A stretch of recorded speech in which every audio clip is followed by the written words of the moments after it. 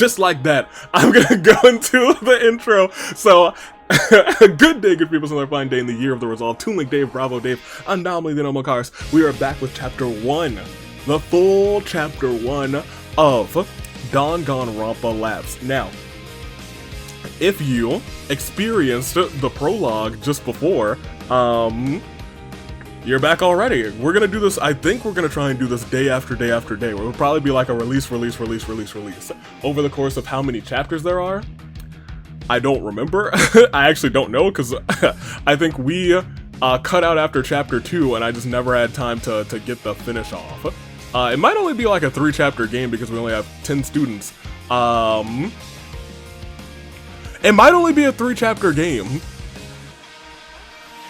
So this may be Thursday, Friday, Saturday, Sunday. We might just have a Danganronpa Lapse weekend, and that might be fun. In which case, welcome back to Chapter 1. The clock on my bedside table read noon. There we go. Oh, we're good there? Cool. And we can hear, and that's loud for me. Oh, I must have dozed off a little. Why can't this weird situation just be a dream already? The longest dream of all time.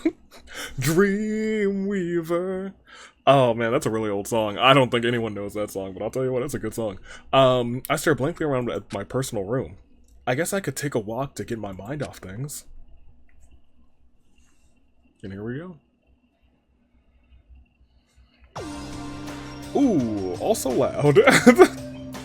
There we go. I made my way to the foyer and sighed again. The grandeur foyer was empty, making me feel smaller against its elaborate decor. I dawdled around for a spell thinking of what to do when I heard a small conversation in the dining hall. Have a look at this. Oh, I love this actually. I think that this right here, really neat. Especially for like a good perspective, if you're not gonna do like one, if you're not gonna do a full CG scene, I think that this is a really clever way to do that. I like that a lot. It was Pandora and Say. I paused the doorway and it seemed they were in the middle of something. Beautiful, isn't it? Oh, it's lovely. The engraving is just immaculate. My sister gave it to me ages ago. I was wondering if you'd like it. Huh? Why me? Were you wanting something in return? No, nothing of the sort. I was thinking, as a watchmaker, you must have a rich eye for detail. I believe you could give this piece the care it needs. I don't know. It's a gift from my sister, rather. Wouldn't you want to keep it? I'm afraid I can't quite put it to good use. I cherish it, but if someone else can appreciate it more than I do, who am I to keep it away from her? I don't know about that. I think I'd still want to keep it. Oh. I'll try to take care of it. Thank you. Even after pressing situation made itself known, it seems like Pandora still wanted to get along with everyone. Even the most timid person somewhere or another. I left them alone. Pandora W. We love Pandora. I stepped back into the center of the foyer. I wonder how everyone else is doing. Look. Ooh! Okay, so I remember free time. From the first game, I remember free time, and I remember the free time just being like, you had like A, B, C, D, E, F, just a list of people, right? This time, look at this. You get the whole map, and you can go between, yeah, between A and B, location unknown. Would I have to look for them? Okay, so I could still find them. I didn't really want to talk to Kanan, but I guess we're gonna... Oh, no, what? Ooh. Couldn't find Kanan anywhere. I guess she's in her personal room. Oh, interesting. So you actually go over there instead. I like that. I made my way over to the personal room in the living quarters and knocked lightly. Kanan. There was no response on the other end. Either she was out being difficult to find, or she didn't want to be bothered. Whatever the case, I moved on. Neat. Okay, I like that. I do actually like that a lot. We're gonna hang out with our boy first. Forte. Forte's probably in the theater. Forte! I love him. I really do. Welcome to the stage, Echo. I was admiring the selection of the props backstage. Would you like to try some? I really tried on some hats and masks with Forte. I actually recently got a little masquerade mask. I'm going to a masquerade ball in August, late August. I guess right after AV Mania 3. Yeah, anyway, we tried on some hats and masks. This killing game. It can't be our reality, can it? Excuse me, I was just thinking out loud. That's okay. Whoops, definitely skip past that. I can look at the log, though. I was wondering the same thing. I mean, the Preservation Project. What am I saying? They can't be related. Surely, the group has been infiltrating us, pulling a horrible prank, though I can't say I enjoy the perpetrator's flavor of humor. What is the Preservation Project anyway? It is a group that provides safe housing for Ultimate students, protecting them from extreme natural disasters. It had a reputation for taking in small groups of students at a time, since the news it was passed along... since the news it was was passed along solely by word of mouth. Once enough students signed up, a number of them were let in. In our case, it seems the message got to 10 of us. Word of mouth? I've never heard of it. Yes, a lot of students often flock together in small communities within their area, since they're often outcast by average people. I personally heard it when they acquired an ultimate radio host to spread the message to my community. I can recall with clarity his voice was boisterous and engaging, not unlike that stage announcer. Despite that, it was the most modest arrangement overall. There seemed to be a constrained effort not to spread the word far and wide, which is strange considering the various range of students and talents around the world. Why wouldn't the group want to extend this offer to more ultimates? Huh. I guess it does feel a little deliberate. Listen to me jawing away. Don't mind my pedantic thoughts, just trying to make sense of all of this is all. Forte quieted down as he continued to inspect the costumes backstage. Ultimate communities. I thanked Forte for spending time with me, and left the theater. Goodbye! Okay, so I don't want to interrupt them. I do kind of want to see Missy. Let's save our homie for last. We'll save Ashley for last. I'll go talk to Missy. So it is relatively the same that you can go and talk to everyone. Very neat. I don't know, I just really think that the map is... So, and that's why I really wanted to go back and do this whole game again. Because I know that the creator put effort into going back and redoing a lot of the stuff.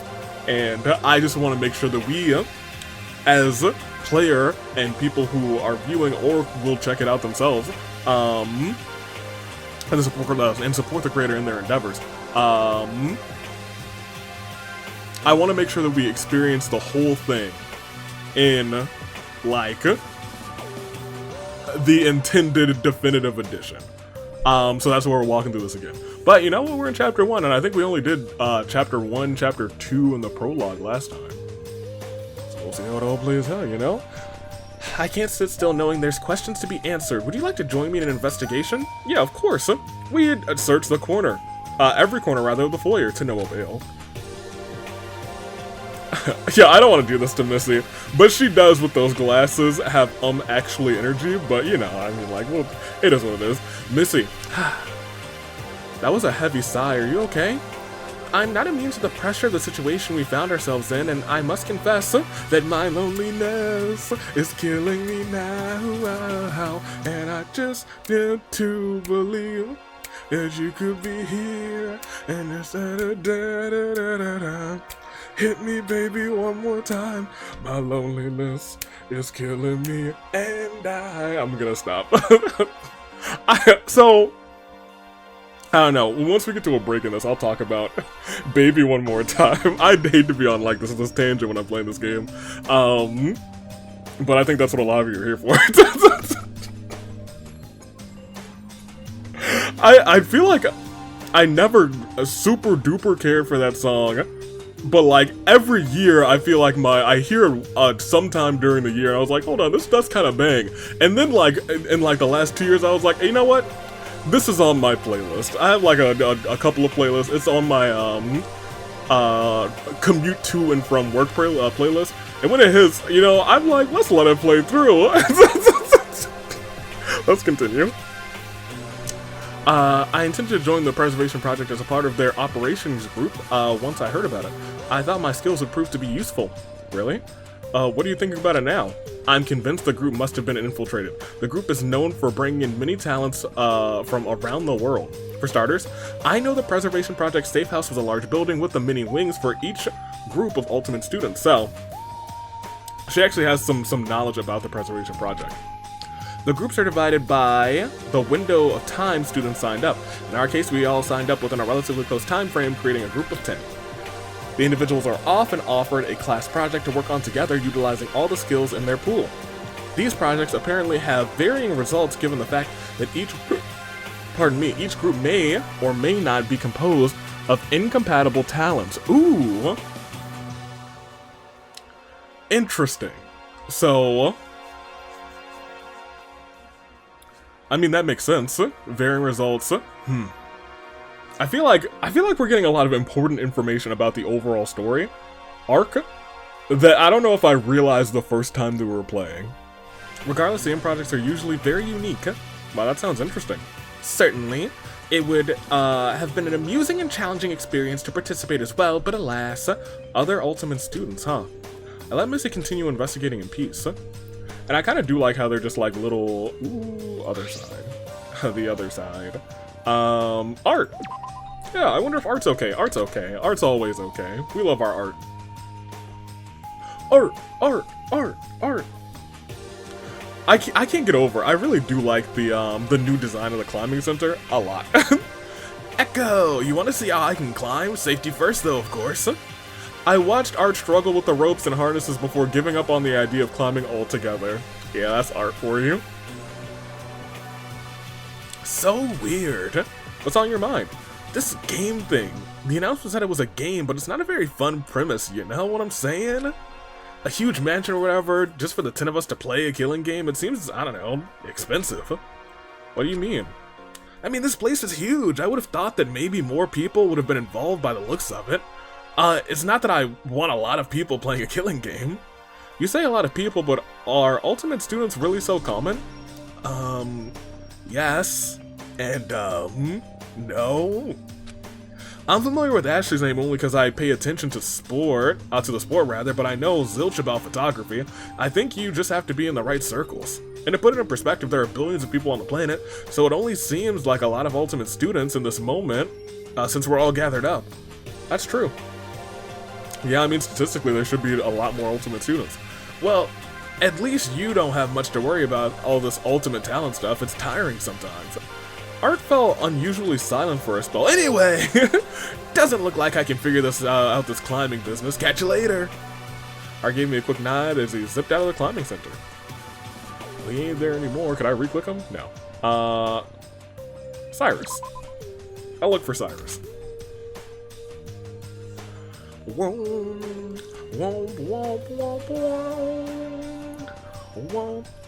Hello, Echo. Have you come to relax for a bit in the spa? Feel free to join me. Alright, delightful. Cyrus, what do you know about the Preservation Project? Oh, just about as much as any other student who signed up. It's a group that protects Ultimate students from extreme natural disaster. To preserve humanity's future, it's presumed that that is their goal, as their name implies. Huh. That's about as much as I know too. Oh boy. It would be unfortunate to lose people who would benefit the world, right? Yeah, that makes sense. What do you think about all of this? This scenario we found ourselves in, it feels like the very opposite of saving Ultimate students. It's terrible. Building excitement and hopes of safety only to crush those feelings in a messed up game? I couldn't wrap my head around the idea. A more than reasonable observation. It's cruel, isn't it? But most of all, I was confused as to why and how I found myself here. In that case, what do you think of the others? Huh? What about them? Well, our associates all found their way here for some reason or other. Isn't that right, rather? No one would want to join a killing game voluntarily, that much is obvious, but say the former were true, that they joined to become part of humanity's future. Pandora seems keen on the idea that our talents can induce worldly benefit and change. Do you think such a thing could happen? Yeah, I guess so. Why not? Pandora's always right. Cyrus chuckled faintly. Why not? How optimistic. Oh, yeah, I guess it might be a lot to hope for from the scenario we're in, but I mean, no, it's good. It's good of you to maintain the spirit that anything is possible. Cyrus flashed a pleasant smile again before reclining on the spa chair in silence. After a beat, I saw myself out as Cyrus continued to enjoy this time in the spa. Alright. Hey, where are you? Lyle. Wonder what Lyle's up to. Where you at? Lyle, where you at? Where are you at? Where are you at? Where'd he go? Where'd he go? Where'd he go? I do not know. I do not know. He's gone. I wandered around the first and second floor hallways, but failed to find him. I guess he's off solving the killing game puzzle. But I let him get to it. And that leaves our bestie. What's up, Ash? How you doing in the study? I wonder how Ash is doing. Probably fine. I hope. Hey, Echo. Hey, Echo. I'm sorry I lost my accent for a second. I was just reading about this painter named Marcel Osterzone. Apparently people think very highly of their work. Would you like to see? Yeah, we learned about some Renaissance painter thanks to Ashley. So, how are you feeling? I'm a bit better. I took a walk to clear my head a little. Glad to hear it. The last thing I would want is for you to get all worked up. Ash, I'm curious. How did you hear about the preservation project? I heard about it by way of mouth. Word of mouth, rather. I have some Ultimate colleagues who were talking about the preservation project, so I signed up with my friend, the Ultimate race car driver. Wow, a jockey and race car driver? Seems like a pretty high-stakes tag team. Well, you know how it goes. Birds of a feather flock together. But I can't help but wonder whether he made it in or not. I'm sure he did. He's probably just in a different group. Maybe. It's just last I spoke with him, we got in a huge fight. Ash didn't seem to want to talk anymore. I'm sorry if I brought up something painful. No, it's okay. Fights happen when people are close. It's such a fact of life, I suppose. We've had our fair share of spats, but I've usually worked through them. Remember when I dropped your mug? I still have that mug. You worked pretty hard to mend it together in that kintsugi fashion, although it is a little too awkward to drink out of. I knew it was your favorite, so I did my best. Yeah. Thanks, Echo. I appreciate what you're trying to say. Don't worry about my silly fight. I'll get over it. I said goodbye and let her have some time off alone. Well, we hung out with everybody. We visited the whole crew. I think that's everyone. Okay, that's 10 people, including me. I learned a little bit more about this preservation project and found out how the others got to this place. Despite that, I was left pondering what my purpose was here. I guess I'll never know. I probably will know eventually. By the end of the game, I would hope. What if you just never find out? So why were you here? I don't know. 9's such an awkward number, so we had to grab a 10th. You were right there. After spending some time with my fellow students, I habitually wandered back to my personal room. Upon entering, I didn't realize I didn't have any personal effects with which to pass the time, so I stepped right back into the hall to see if anyone wanted to socialize. Hey, I couldn't find you earlier. Incidentally, I came across Sei and Kanan on their way from the foyer into the halls. Hey, Sei, Kanan, I was wondering, I was about to go to the dining hall. Did you want to come? We just left the dining hall. Oh, I see. We stood in silence for half a minute. We just stood there for 30 seconds? Awkward silences. Well, I should go. Sei shuffled off, leaving me and Kanan to fill the empty air. She went right back out to the foyer to who knows where. Huh? Sei's personal room is right here. Maybe she wants to spend some time in one of the activities rooms? Maybe. The conversation, goodness gracious, came to a stalemate. I'm just being cautious. Kanan turned and withdrew to her personal room. I let out a deep breath and I didn't know I was holding in for a whole 30 seconds. Kanan tires me out. I kind of like her. Her design, at least. Dining hall. I made my way to the dining hall, running into Ashley along the way. What's good, Ash? We greeted each other in a rather unusual manner before sitting down with the other students who had already settled in for a meal. Ah, Ashley and Echo, feel free to join us. We were just starting. How have you been faring since this morning? I'm feeling much better, thank you. The electricity, the adrenaline is now in my soul. Every fight's out of control. Pleased to hear it. Missy sat at the head of the table, and so we acknowledged her. Art and Cyrus sat across from each other. And Ashley is sitting next to Cyrus. I'm sorry, if you get it, you get it. Shuffled in, sitting next to Art, and across from Ashley. Man, what kind of class only has 5 students? One that has been disillusioned by a strange game, apparently. Yes, it's a little disheartening to see only half of our group gathered here. Well, it isn't strictly required that we all have dinner together. I saw Sei and Kanan in passing. They must have had their share already, and we were on their way out. Sei is a pretty shy girl, so I can understand perhaps she didn't want to be around a large group of people. And Kanan's, well, she's awfully mysterious. Well, there's no use wondering about them. They can do whatever they please, so we shouldn't question their actions, rather. Even if they're suspicious. And for that matter, doesn't the killing game frighten any of you? I voiced the question that had been ruling my thoughts. I mean, there's really no one capable of that sort of thing, is there? My question was met with silence. Echo? I understand that you might be afraid right now, but it won't do you any good to worry. You're only going to run yourself ragged thinking about the frightful possibilities. Yeah, Missy's right. It's just some dumb announcement out of nowhere, like an RKO. So, what's the threat? Precisely. We shouldn't make ourselves sick with anxiety from something that hasn't invoked any consequences. Plus, if this were a killing game, why would they give us such nice amenities? And why not just throw us in a creepy locked building? Wouldn't that pressure us wouldn't that pressure us further into doing the killing nonsense? I wonder. Regardless, we shouldn't dwell on the specifics of something so mysterious and so harmless. Let us enjoy each other's company and the fixings of this mansion to the fullest. Thank you for the encouraging words, Missy. Wow, Missy won't get shook up. She's the definition of keeping it cool. Bro. With the atmosphere lightened up, we continued our dinner with a lively chatter. I was thankful to have such positive energy surrounding me. I don't know what I ate, though. I hope it was ham. I haven't had ham in a minute.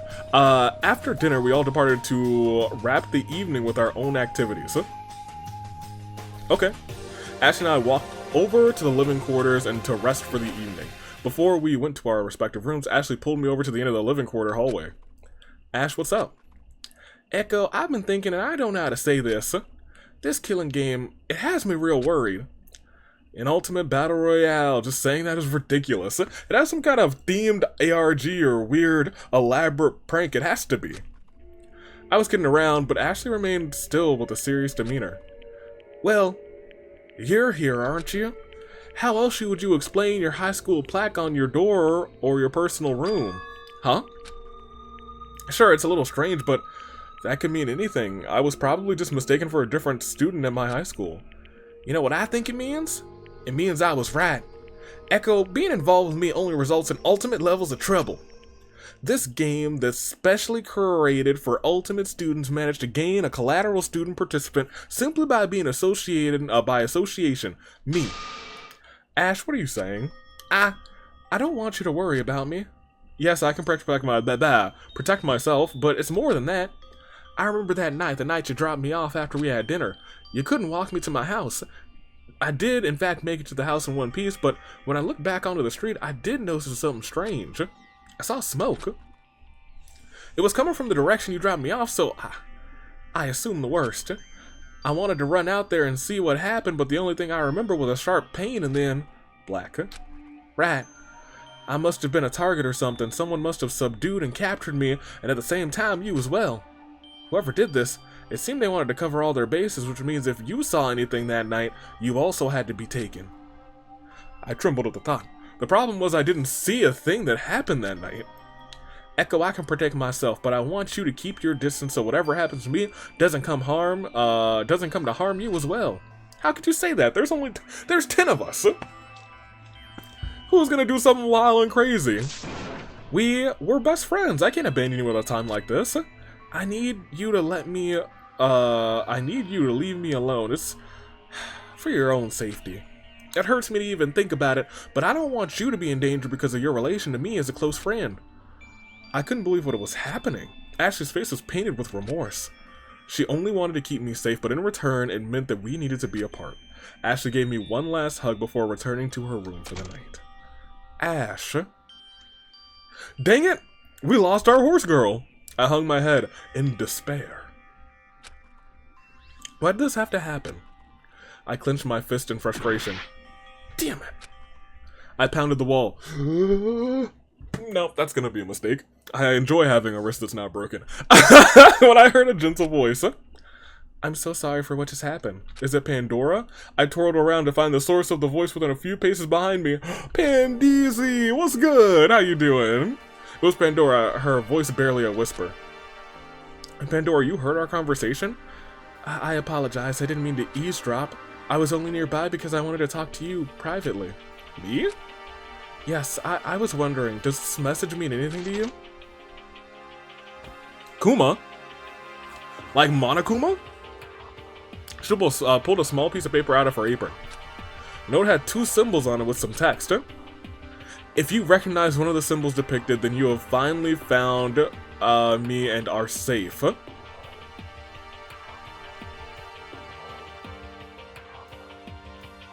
Okay. Please do not speak of this note's existence. Trust no one but yourself. Interesting. Upon closer inspection, the symbols were similar to the ones on the announcements. What? What does this mean? Do you recognize either of them? I can't say that I do. Oh, that's unfortunate. I was confused by the contents of this note and was hoping that someone could help me. In particular, I was wondering what the note meant by "you are safe." Based on what's shown on the note itself, the 2 symbols could be of interest. It seems like there could be someone here who might be connected to whoever is controlling the announcements. Basically, there might be a spy. I thought the same, but I wish the implications weren't so. Where did you find that? It was in my apron pocket since I woke. I don't know how it got there. I don't recall putting anything like this in my pockets. She tucked away the note back into her apron pocket. However, that wasn't really what I wanted to talk to you about. Huh? I wanted to say, I feel like you're a very special person. I mean, like, hey, Pandora, how you doing? I mean, like, I did just have a falling out with my bestie. If you want to be, like, my new best friend, I mean, like, the position is open, I'm just saying.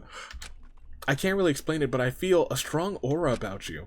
Oh, thank you! I mean, like, I got the strongest aura out here. She smiled and went on. Echo, you might think that being an ultimate student is some kind of extravagant existence, but you forget that there's beauty in the ordinary as well. Even if we do have ultimate talents, we're still regular people, just like you. Waking up with bedheads, showing up late to our appointments, we're just a little more preoccupied with one particular thing than most others are. Hey, thanks, Pandora. I can't wait for breakfast. Pandora managed to quell a bit of the worry in my heart, but it is a pity what happened between you and Ashley. Nah, she was ready for it. She was like, alright, time to make my move. No, she's just a nice girl. I don't know what to think anymore. One moment, Missy is telling me not to believe a word the announcement says, and then another one, Ash is cutting ties with me in a firm belief of the dangers of this game. What am I supposed to do? I felt my throat begin to choke. Oh. Trace de lo say, Echo.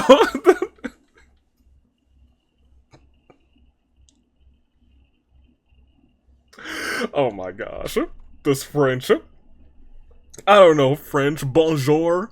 Oui. Oratrice mécanique d'analyse. Cornell. However, this is but a bump in the road. Ashley will always be your friend no matter what. And it may be difficult to determine what's in store ahead of us, so we must keep our faith and live one moment at a time. Yeah, that's a death flag. The light started to dim as Pandora smiled at me one more time. Hey y'all, it's time to go to sleep. Get to bed. It is 9 p.m. Nighttime will begin at 10 p.m. Facilities will be closed until 7 a.m. in the morning. Even the darkest night will end and the sun will rise. Oh dear, looks like the time has come. My time is now! She's John Cena, her time is now. Until then, bonne nuit, Echo, bonnie nuit. And please don't tell anyone about this note. I don't want it to cause any unnecessary trouble. I feel like this note is the key to the many mysteries of this place. Yep. I nodded. The note was odd, but I couldn't find an enemy to outright doubt Pandora. Good night to you too, Pandora. We both returned to our personal rooms to pass over the night. Step, step, step, step, walk into my personal room. And here I am. Made myself comfortable, slipped into bed, under the comforter, in between the sheets. Ooh, it's that coolness of the sheets. Oh, hold on. Is that the warm side of the pillow? Hold on, let me flip this back over. Ooh, that's the cool side of the pillow, because he's just so cool. I stared blankly at the dim ceiling, letting my mind wander aimlessly through the news that I learned today. Nothing really stuck. Words and conversations flew by as fast as I let my heavy eyes close. One thought that pervaded the others was, what would be waiting for us tomorrow? Before I knew it, I'd fallen into a deep sleep. Oh, actually, sleepy time. Oh, it's the moon! When the moon hits your eye like a big pizza pie, that's amore. When... I'm sorry, it's day 3. I'm really here for like 10 days or 7 days or something. I opened my eyes to the now familiar colors of the room. It's still not a dream? I looked at the clock on my bedside table. 7:28. 7:28, locked in. I turned off the alarm clock before it rang and steadily got out of bed. Only 2 days had passed, and yet I found myself beginning to acclimate to the sleep schedule. I splashed cold water on my face. The icy sting charged my nerves for a sharp awakening. Wonder if anyone was in the dining hall for breakfast yet. When the moon hits your eye like a big pizza pie, that's amore. I'm sorry, that song's stuck in my head now. I made my way to the dining hall and stopped in the foyer for a moment to gaze at the mysterious, electrifying doorway. This thing tried to kill me! I'm gonna punch it. I'm gonna punch this door. I can't wait to wind up. No, I'm gonna go eat breakfast instead. In the dining hall, there were a few early risers starting breakfast. Good morning. Good morning, Echo. Help yourself. I made some muffins with citrus today. Hopefully they'll energize you. Muffins with citrus. Ooh, okay, that sounds kind of dope. I'm kind of here for that. Not for nothing. What do we got? Nothing like a hearty breakfast to start the day. Ooh, rolling with the same crew as last night, except I guess Ashley's was switched in for Pandora? My heart hurt when Art mentioned Ashley. Pandora must have noticed and sat close to me. Here, I made some lemon squares just for you. Ashley told me in passing that you like lemon. Oh man, hold on. I think I see what's going on here. I think I see. First and foremost, Pandora and Ashley, they became close, they became homies, right? They were like, alright, and then Pandora was like, I don't know, this is a killing game and we probably shouldn't be making all sorts of relationships, but I do think Echo, I think he's got this strong vibe about him. I kinda like to learn more about him. But he's always around you, Ashley, and Ashley was like, hey yo, say less. They might see me as the ultimate horse girl, but let me tell you, I'm also the ultimate wingman. So I'm gonna tell Echo. I'm gonna tell that boy. I'm gonna tell him, hey, we shouldn't talk. You should stay away from me until this whole thing passes. Now, he like lemon, so I know you're good at cooking. So if you make a little lemon square, he gonna be putty in your hands. He gonna be putty in your hands. I got you. And Pandora was like, wow, thanks. Your accent really changed. Is this your wingman accent? And she said, yeah, it is. Yeah. Okay, so she knows. She knows. You love to see it. She did? So Ashley was still looking out for me? No, she was helping her new friend. She's looking out for you, actually. She's looking out for you, alright. Thanks, Pandora. Can you tell her thank you for me as well? Of course. He's like, dang it, he's still thinking about her when he should be thinking about me. I'm sorry, Pandora. Let me not mischaracterize you. We continued our leisurely breakfast as we shook off the night slumber. No one else came in during the length of our stay in the dining hall, however. Nobody else came in. Ding dong, bing bong, as the kids say. It is now 9 a.m. Please assemble in the second floor atrium for a special announcement.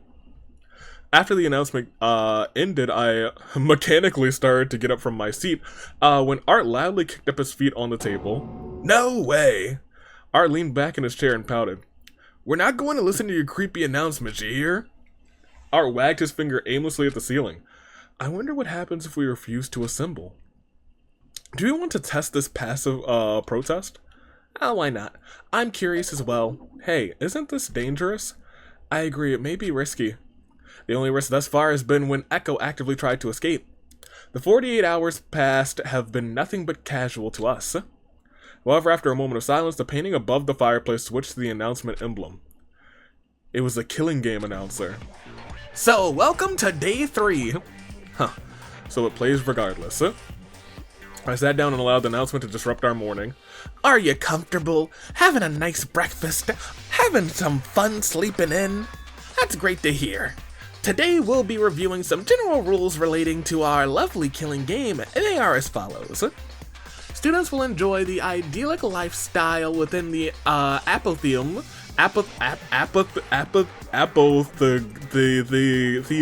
Sure.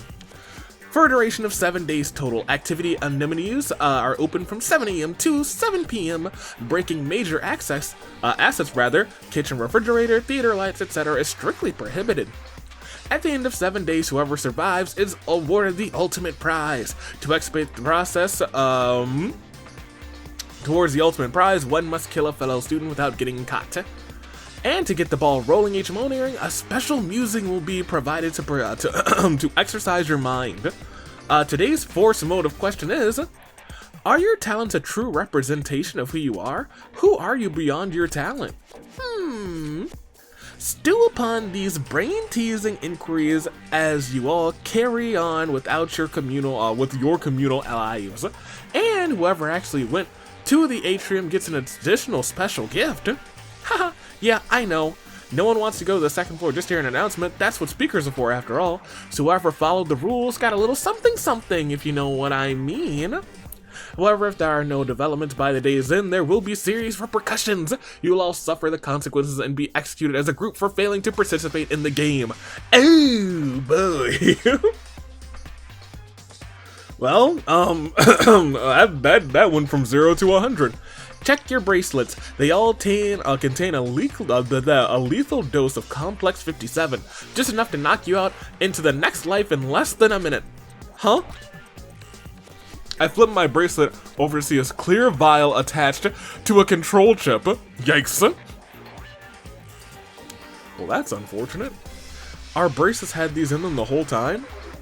But that's just a last resort. I really don't want to use that unless you all really bore me. So come on, you all, make it happen. The bizarre announcement cut out, and the painting returned to its original form. So, the thing that they're giving us to motivate is, murder is a question? Well, yeah, that and the threat of a clear liquid that is proclaimed to be a deadly toxic gas. As far as I know, such a chemical by the name of Complex 53 doesn't exist. It might just be water or like a prop or something, and to release it only at the end of the day if nothing happens. I don't know, seems kind of weak. I furrowed my brow and recalled what Missy said yesterday, that the stakes weren't high enough to do something drastic. A question was hardly raising the bar, not to mention a small vial of liquid. As for the other motive, as it were, I don't understand. Are we meant to discuss the question with each other? Perhaps, unless anyone has any skeletons in the closet, I believe it is only fair to share our thoughts on the subject. I sheepishly ducked my head, but Missy caught me. Echo, why don't you lead us in discussion? You're the most qualified since you sit in a rather gray area when it comes to ultimate talents. Which isn't to say you're not included, but I think you have the most neutral viewpoint that is appropriate for judgment, rather. Yeah, I guess.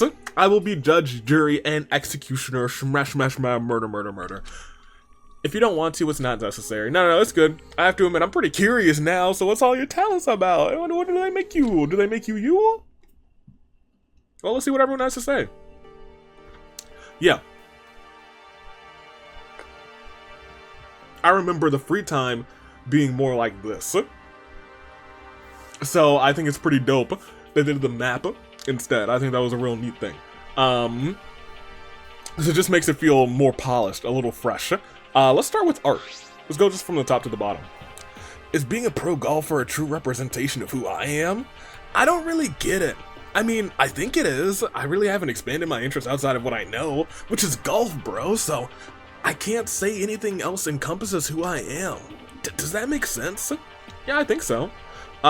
If you tried something new now, it might be disorienting to fail. It's that activity since you're not ultra skilled at it.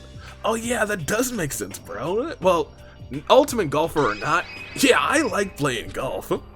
I think I got so good at the sport because I knew I liked it all this time rather than stuck around. Never really thought of the other stuff. Yeah, there we go.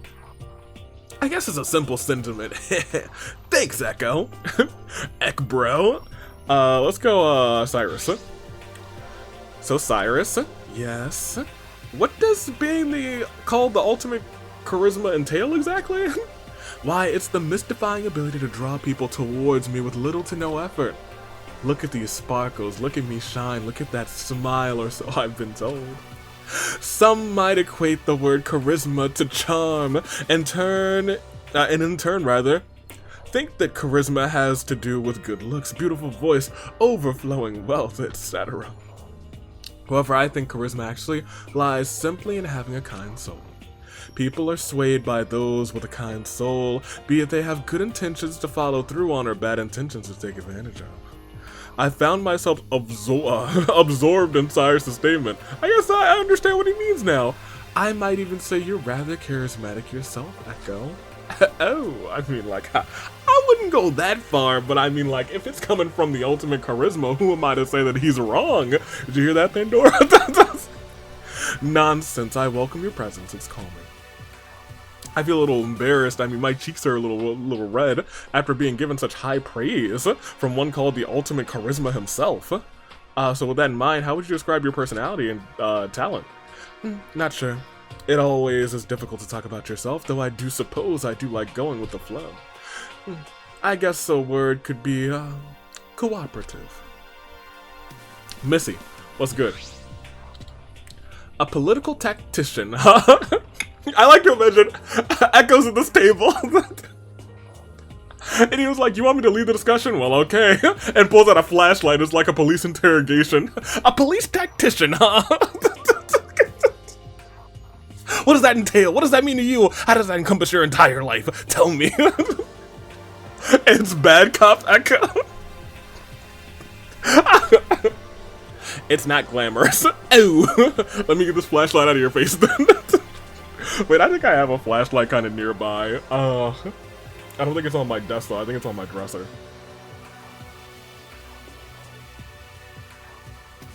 No, maybe at some other point. I'm often tasked with knowing the burdens and misdeeds of many people in power. It's somewhat a curse to be able to lie my way out of a sticky situation. How do you feel about being called the ultimate tactician, though? I don't mind. It is what it is. It is the strength I've been blessed with, and I would be misspoken if I said I took an interest in other things. I've always known my personality to be that of someone who informs, and if I can give a purpose-driven voice power to speak up for what's right, then the ensuing battle, be it a difficult one, will produce satisfying results. I believe that at the end of it, if an intense debate occurs, then there is often an intense emotion behind it. Yeah, I mean, I'm sure you've seen your fair share of selfishness and greed, though. Circumventing those intentions can be trying, but you just need to take the good with the bad. Missy, self-assured, as always. I respect her. A lot of respect. Pandeezy was good. Who am I beyond my talent? Honestly, I wouldn't be anything without baking. Even in another life, I think I would always find my way back to baking. It's just in my soul. What's in your soul, Echo? Adrenaline. I think at the core of it. Such an activity represents all I care for in life. The simplicity in sharing good food with friends. To make something infused with love. To bring that joy to others. It's quite a special feeling, is it not? Yeah, I think I know what you mean. Listen to me being so sentimental. You really love bacon, huh? Oh, it's everything. It's the most. Everyone said similar things. That their talents run alongside their personalities. You couldn't have one without the other. What an odd motive. I would imagine talking about this kind of thing amongst one's peers would only reinforce relations. If our captors are trying to plant distrust, I'm afraid I don't quite understand the logic. I thought about the intention of the question, but all I could think was that it might weed out spies, which involuntarily led me to suspect the person I would suspect the least. Hi. Is something the matter, Echo? No, nothing. I averted my gaze from Pandora. She has some kind of secret note that bore strange emblems of our mansion announcers. What can it mean? If I may be so bold, I firmly believe our discussion that our ultimate talents are truly one and the same with our personalities and characteristics. I'm inclined to agree. It's cool that we got to know each other a little more, though. It seems like a friendly enough topic. Indeed. Our talents and skills are born from passion within, and you simply cannot remove that aspect of a person without losing that part of them. A peculiar motivator, that one. Yes. With our thoughts on the force motive question cleared, our group was able to finish the morning in peace. Well, we only have the afternoon and night to get through this, otherwise we die. Right? The Breakfast Club! The Breakfast Club! What a good movie. Wrapped up. I kind of want to watch that again in the near future. I might put that on my list of things to have on while I edit. The Breakfast Club wrapped up with no other announcements to interrupt us. The afternoon was completely available for individual activities. Didn't have anything in particular planned, so I idled in the foyer before deciding what to do next. Hey, Echo. The familiar voice erupted from behind me. It's... Oh. Hey, Eck, bro. What's up? This might be weird to ask, but do you mind if you hang out with you today? I'm kind of curious about the other students' talents, and I didn't want to go running around the mansion alone. Why didn't you ask one of the others from breakfast? Huh? Oh, 'cause you're cool. You know what? You right. But what? I mean, you're easy to talk to. I thought about Missy, but Missy's kind of imposing, honestly, you know? I feel like I have to walk all nice, like I'm balancing books on my head or something. I don't think she's strict on how others walk or anything. That aside, she stuck around with you on the first date, didn't she? Oh, yeah, you're right. Well, I'm asking you since since I'm here. Besides, I can't find Lyle. I wanted to get another strategy meeting started today, but maybe even him, or rather, maybe even help him with solving some stuff, but... So I was his second choice. Somehow, he seemed disappointed. Sure, I'll tag along. Didn't have anything planned to do anyway, so sure. I trailed off thinking about Ashley. We can probably cut down on one visit here, since you and Ashley are best friends. Do you know anything about her talent? Ugh, no. Honestly, I can't say that I do. This is the first time I've heard about such a thing like Ultimate Students. All I know is that she lived on the countryside with her father on a ranch, Westbridge Stables. I didn't think all her time around horses amounted to something as intense as being his ultimate jockey. Huh. Maybe she just likes being modest. Just because she has high win rates doesn't mean she avoids taking taking care of horses. She kind of works hard and plays hard. Does that make sense? I couldn't really make heads or tails of it. I didn't want to be thinking about Ashley at the moment anyway. It was too overwhelming. I sighed. Yeah, I suppose that could be it. Alright, that's one down. Let's get going. Seems like I got roped into exploring the other students' opinions on the force motive question with art. Not that I was opposed to the idea of learning about the other motives, or the others rather. There were a handful of people we haven't heard from. That's Say Forte. Lyle's still missing, and Kanon's actually in the atrium. Was she in here when the announcement played? Kanon can't avoid us forever. Let's go! You might be able to avoid me, but Art's overbearing. Kanon was in the atrium, photographing some greenery in the center of the grand hall. Art and I hid away behind some bushes watching quietly. She'll never know that we're here, bro.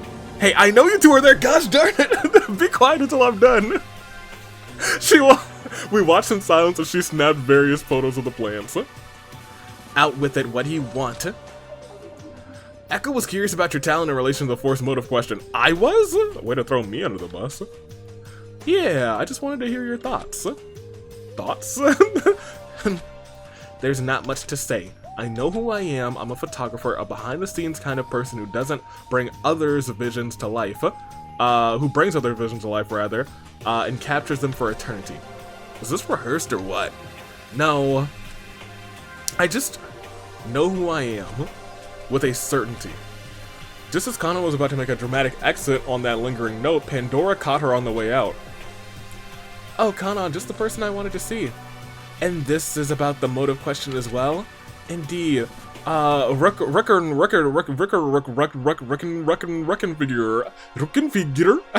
is an interesting subject. Would you mind if I ask what draws you to it? Yes, I do mind. It's a niche, and I don't want to waste my breath explaining these nuances to people who won't understand. No activity is so niche that it's acted upon without love, you know? Whatever, leave me alone. Did I offend you? No. Just, why are you all bombarding me with questions? We're not even close. This is how we get close. We make small talk and learn about each other. It's all in good spirit. Well, I really wish you wouldn't bother. Kanan ends the conversation for us again and disappears from the atrium. Well, I guess that's that. Sorry you had to walk in on that, Pandora. It's fine. Perhaps it wasn't my place to ask. I shouldn't pry, right? Aw, you didn't do anything wrong. Kanan's just kind of snippy. That's putting it kindly. Thank you, Art, Echo. Excuse me, I just remembered something. I'll see you two around? Oh, sure thing. We'll see you later. Okay. Let me see. Let's go. Let's end with my boy Forte this time. Let's go Say. Let's try and find Say. Say la la do do do do do do do do do. Art and I saw Say in the kitchen poking at the digital screen. I haven't eaten since yesterday. Say, what's the matter? Oh, it's no use. I don't know how to use the screen thing. It doesn't register my taps. Huh? You just tap your bracelet to the screen first, then you can choose a meal. What? She raised her arm, scanned her bracelet to the screen, activating the display. Oh, this is embarrassing. I'm not right-handed, so I didn't think about it. Glad I could help. She poked the digital screen, ordering a rice porridge with pickled vegetables. Alright, Say, we gotta talk about you. We need to get you some real good eats. Eat up, Say. Echo, let's get something too so she doesn't have to eat alone. Art, Say, and I shared a small meal together. After we finished, Say sat quietly in the dining hall and fiddled with her rings. She let out a big, exasperated sigh. It's really no use. What's wrong? I can't get used to anything around here. It may be because I'm kind of forgetful, but I went so long without eating because I couldn't figure out the menu thing. You shouldn't go so long without eating. If you need help with anything, you can ask one of your friends here. Friends? Was that too forward? No, it's just I don't talk to you all so much, so I didn't believe you thought of me as a friend. I don't say that. There's no reason we wouldn't call you a friend, right? She stopped there, but I saw a small smile turn the corner of her lips. So, right down to business. Business? We came by to see you to ask you about the question thing. The question thing? You mean the force and motive question? Yeah, a group of us were talking about it in the dining hall over breakfast, and we wondered if you had any thoughts about it. I don't know. It seems straightforward. I'm a detail-oriented person, and watches are full of little, tiny mechanisms. Although, I guess I can get lost in those details and miss the big picture, just like now. But then again, after all the gear design differences under the watch, the face of the watch, the outcome is still a fixed... it's still fixed a timepiece, right? Yeah, I don't really understand the question or what it's supposed to be about. Sorry. No worries. We don't know either. We're just going around and getting everyone's opinions. Oh, I see. Well, good luck figuring it out then. Say clams up and quickly scuttles off before we can say anything else. Oh, bye. She's kind of antsy, huh? Yeah, a little bit. Forte. Let's talk. Forte is probably where I think he is. The theater.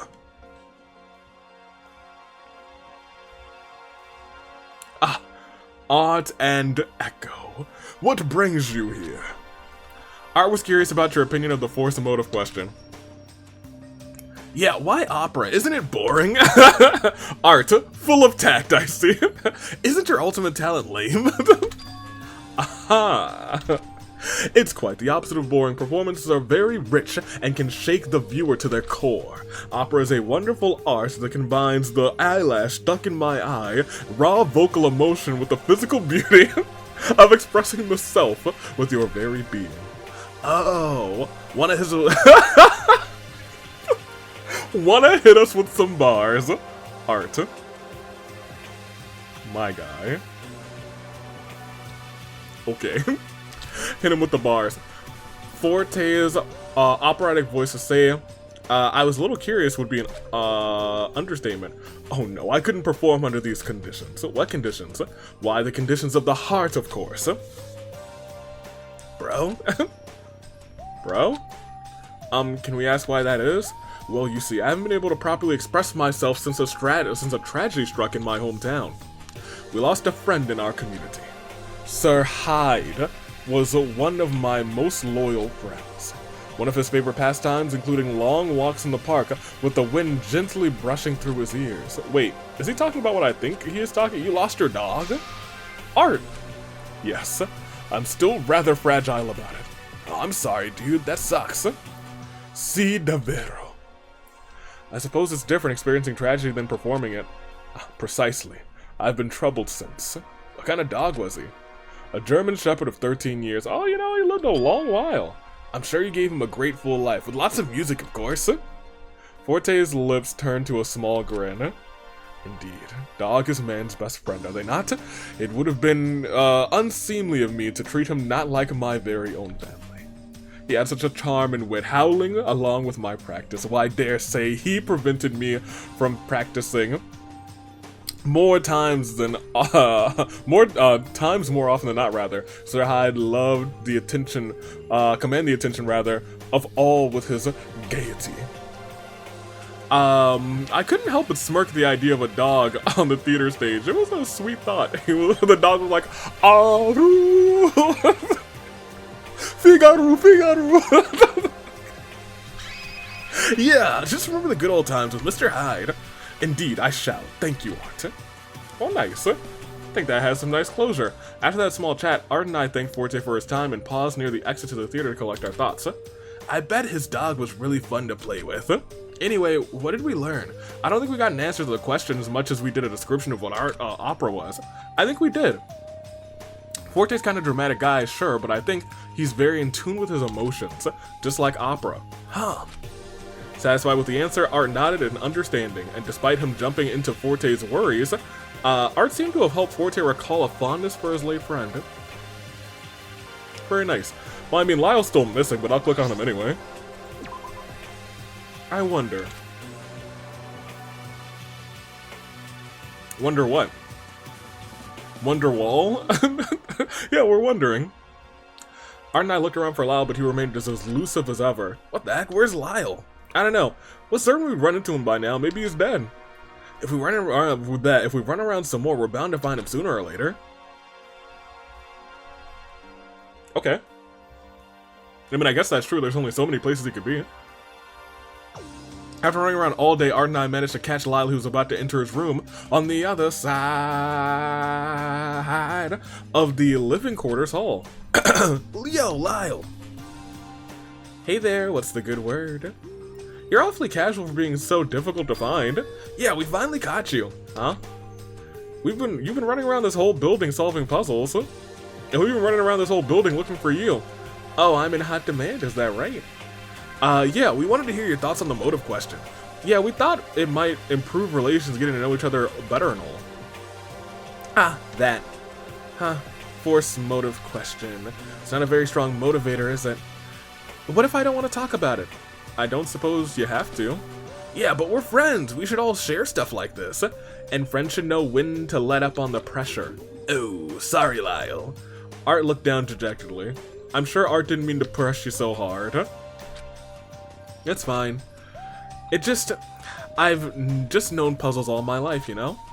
Puzzle solving is more of a introverted task, if you will. They're generally seen as activities simply for passing time, cubing, crosswords, etc.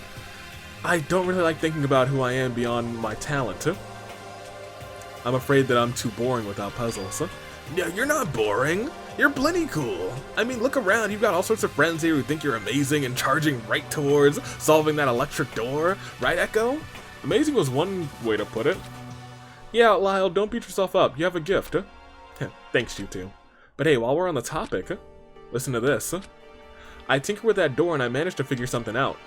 Lyle had our attention as he led out the way to the foyer. Okay, hold on. I'd like to know more about this door that almost murdered me. Come on. Here we are. Give the door a try. What? No, wait. Does that mean we don't have to stay here anymore? Well, that's the catch. Go ahead.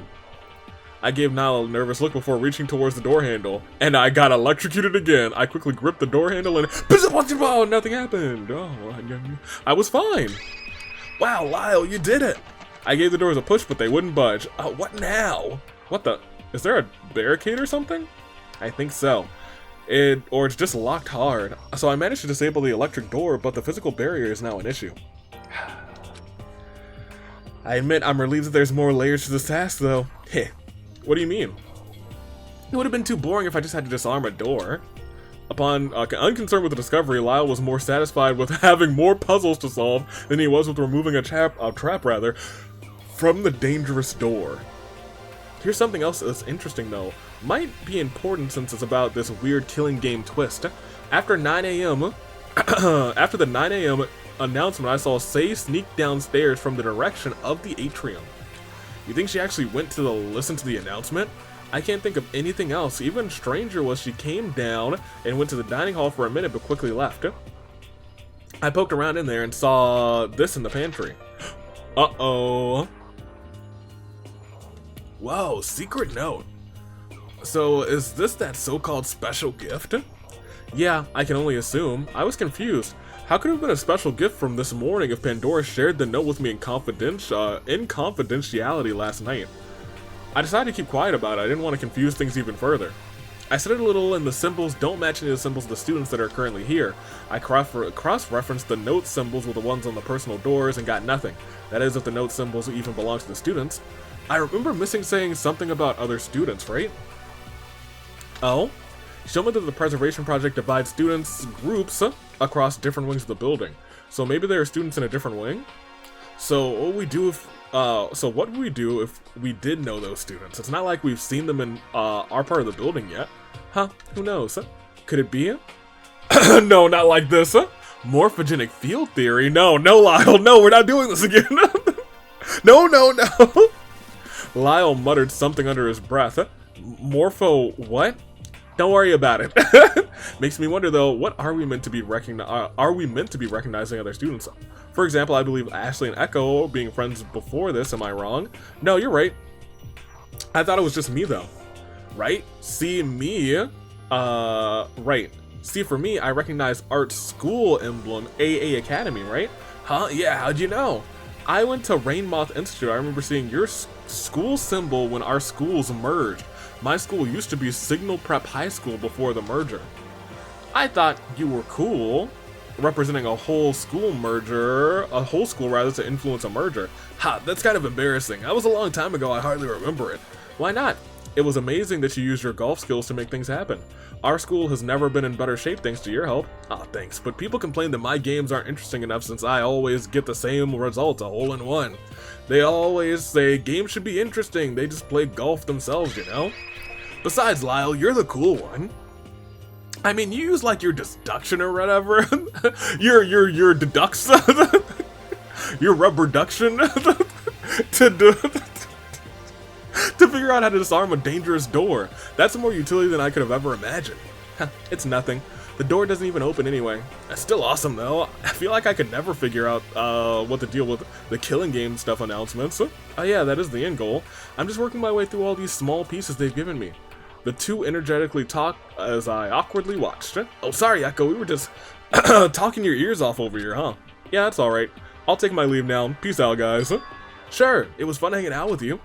Let me know if you come across anything else weird, alright? Okay, hopefully weird doesn't include a dead body. Art and Lyle left, chattering along the way. It really clicked, huh, despite Ark's lack of sensitivity. I turned around and glanced over the digital kiosk in the foyer, looking around for the time. 1500. 3 in the afternoon. Nothing regarding the killing game has happened all day. Cool! I should be relieved. Really want to find Ashley, but it seems like she was trying her best to put distance between us. I suppose I'll just pass time in the study. I mean, this is where we saw Ashley last, right? I made my way, I mean, like, you know, she could just be putting distance between us because she's dead. I made my way to the study and skimmed the collection of encyclopedias. An interesting book titled Odd Theme Parks Across the World caught my attention. With tome in hand, I settled in the warmly lit study and began to leaf through the pages. I passed time reading about strange underwater theme park called Limu. Lemu, L-E, Lemu. Alright, yeah, that's alright. My eyes are getting a little bit heavy. What, huh? It's only 3 o'clock in the morning. It's in the afternoon. What did I looked up from the pages? What is this? Alright, it's 4, a whole hour? I took a whole hour long nap. And no one's died yet. How boring. Here's something to put a little blood into, pump your blood to shed some blood. Some inspiring, exciting, energizing music. Music? This one's a special request from many of you at home. Enjoy.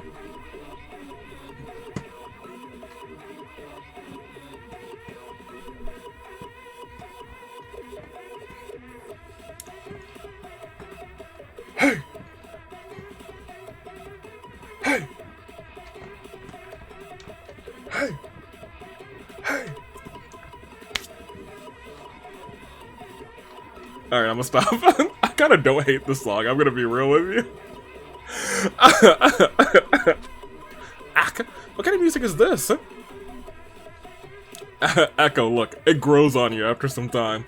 I dropped the book to cover my ears, but it was pointless. The reverberation pierced through the skull and pounded the walls. What the hell? Scouring the room, I looked for the speaker, hoping to block the noise, but my efforts were futile. I ran out of the study, but the din kept crashing in my through my head, amplifying worse and bouncing off the walls in the hallway. Where is everyone? I instinctively went to the foyer, but it was no use. The door was disarmed, but it was still barricaded. I just wanted to get electrocuted again. What can I do? The noise was more severe in the foyer, and it crashed off the walls and echoed through the main chamber. Ugh. My head was pounding. I could feel the vibrations in my body, and my heart was beating in my ears. Turning away from the main doors, I saw shadowy movement at the top of the stairs. Hey! The shadow disappeared. I mustered out a cry for attention, but it was drowned out by the noise. Speeding up the stairs, the shadow was nowhere to be seen. Shoot, where did they go? I peeked through the glass door to the closest room, the spa lounge. Spotted Pandora reclined in one of the lounge chairs. Finally, someone to help me with this horrible situation. I threw the doors wide open and rushed in. The music persisted as echoes off of its beat flooded into the circular chamber. Pandora, what's going on? I can't find anyone. No reaction. Pandora? I closed the distance between us. Time froze. My breath escaped me once more as I slowly came to realize what had happened. I felt my blood run cold as my eyes laid fixed on the stillness before me. Well...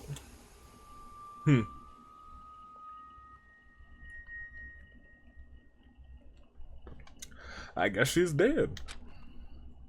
That's unfortunate. Man, Ashley...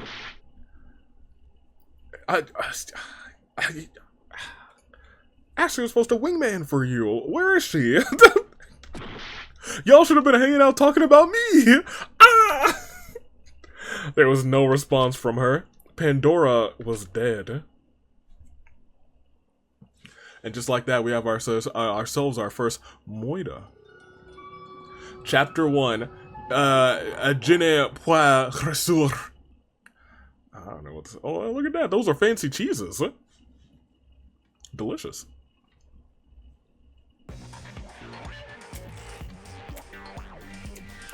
I know you're darting out of the spa lounge, but I do need to save. I need to save and then take a break. I'm gonna play Deadly Life on a different day. Papa's here.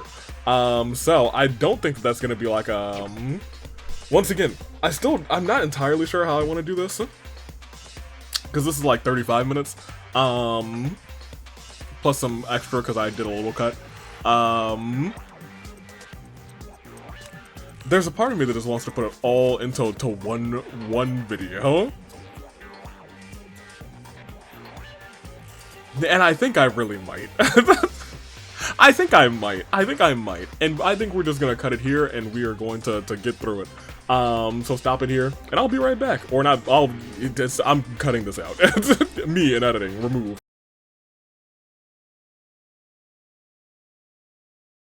I've not played this game in maybe it says April. So,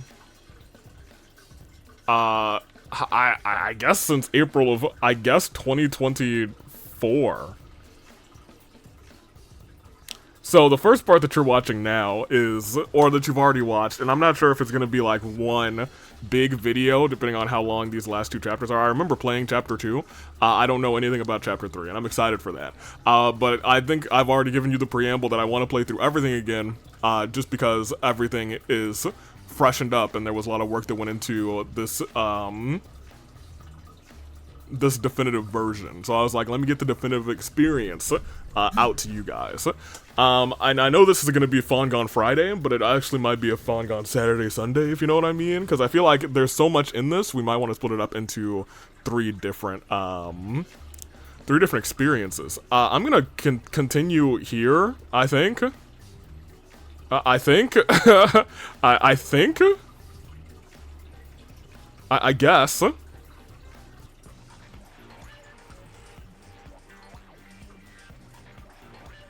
I need to see where I ended. I guess I might have ended at here, maybe? Ironically enough. OBS, I've learned the hard way. And luckily I learned within about 5 minutes. So I will be re-recording this 5 minutes for you guys. And it sucks because I think it was a very entertaining 5 minutes, which is an unfortunate truth of being a streamer sometimes, streamer and content creator. So what had happened was, I was going through the game, but there are a couple different sources, and sometimes you have to switch between source types for OBS. There's like a window capture, there's like a screen capture, there's a gameplay capture. I was doing the window capture, and the window capture, for some reason, doesn't update when the game is selected as the main source, but did update when I clicked off of the game. So I was like, that's interesting. So I made it a game capture, and if I click this now, everything is fine. So, echo, help! I need somebody help, not just anybody help. Somebody get over here, there's a dead body.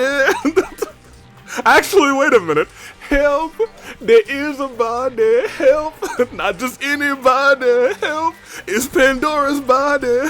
Okay, that was not a bit I had in the first time that I recorded this 5 minutes, but I think I've started better than I did the last time.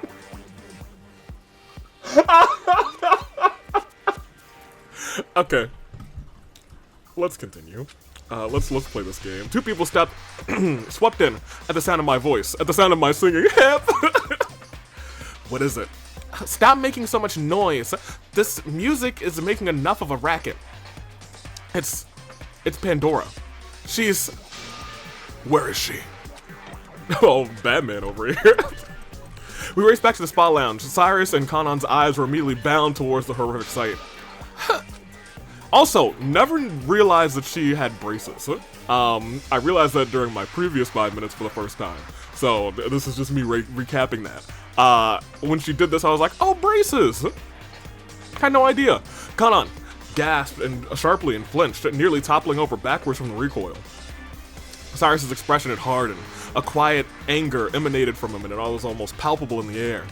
I, myself, was completely drained. I saw a dead body, and I'd say, help! All I could do was stare in cold silence. Finally, the music ceased, and a new announcement began. Hello, ding dong, bing bong. At last, a body has been discovered in the spa lounge. You will be granted a period of investigation, and then we will begin our class trial. Please accept this generous gift of a special report called the Monokuma File. Even though that's not me, my name's not Monokuma, my name is Mystery. It will be printed from the digital kiosk and outlines the details of our poor lost friend. Your lives depend on solving this case, so get a crack on. The announcement cut off, still allowing stiff apprehension to suffocate the scene. Investigation? They want us to investigate Pandora's dead body? And how dare that announcement call her a poor lost friend? It's their fault for forcing this game on us! Echo, please, calm yourself. I do love a good... It appears we've been given an opportunity to right this wrong. It may be difficult to swallow, but this didn't just happen out of nowhere. Someone did this. A culprit. Huh? A culprit? It's only appropriate. The culprit we are seeking is the killer responsible for Pandora's death. His voice was firm, but I could see him clenching his jaw and his eyebrows furrowed as he looked back at the body. Kanan, however, stood unmoving. She neither moved nor spoke since I saw her flinch at the sight. It's like she froze. Much like my game recording when I realized that, oh my gosh, we're frozen. Right. The door flew open and I heard everyone clamoring at the spa lounge. Say shrieked and immediately fainted. Say! The rest of the students made their way in, fright painting their faces as everyone caught the sight of the spa's terrible centerpiece. Unbelievable. And this is where I kind of realized, and this is almost where I stopped and realized, oh my gosh, the recording's not recording the right, not updating. I digress. This is where I realized I don't remember half of the voices that I gave to these people. I wish that announcement was made in jest, but it appears I have been made a fool for hoping. I feel like I may have given him a deeper version of that. We'll see. Oh. Ugh, this is too much, and I'm pretty sure you're a bro, huh? Why Pandora? Look. Now I know that's the voice I gave you, horse girl. I've been keeping a buck. I might not remember any voice. It could be 5 years from now, but you show me this character, and I know what voice I gave you. That's my horse girl. Everyone seemed at a loss with good reason for sure. The announcement said we were given a period of investigation, but I couldn't help but think it was a detached request. Investigate the murder of our friend? Where would we even begin? Missy's commanding voice broke the silence. So, we've been instructed to investigate such a thing. She has a commanding voice, though. The Monokuma file should tell all about the means of her death. But how do we even start? Does anyone know the first thing about investigating a dead body? Anybody? Anybody help? Nobody spoke up, but Missy pressed on. All we can do is investigate to the best of our ability. Even if there's a small, trifling matter that plays into this, keep it in mind.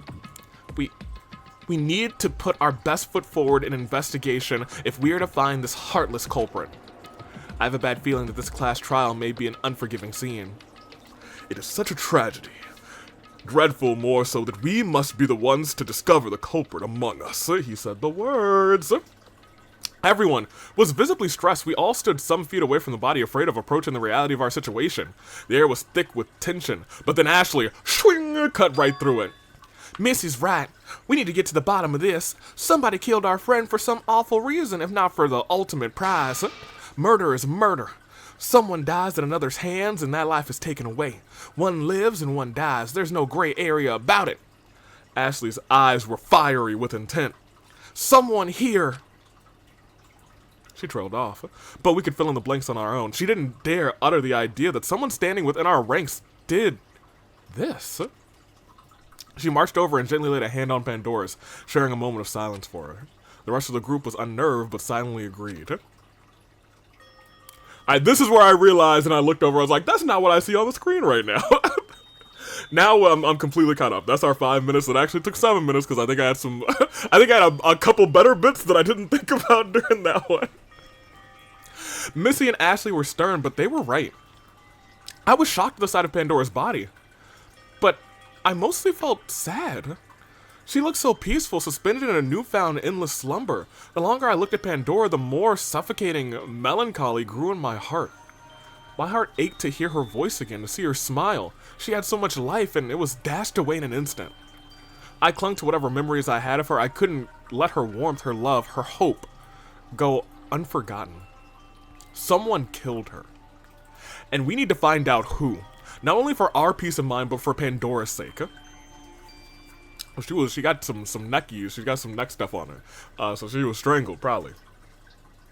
Despite my fervor, I was anxious about investigating a body. It was only natural. Just this morning, Pandora was so animated, sharing her breakfast pastries and getting along with everyone, but now all signs of life were erased, leaving a cold semblance of her person. I tried to work through nerves by asking others what their thoughts on the situation were. That is, if anyone had anything to say. Investigation! Investigation.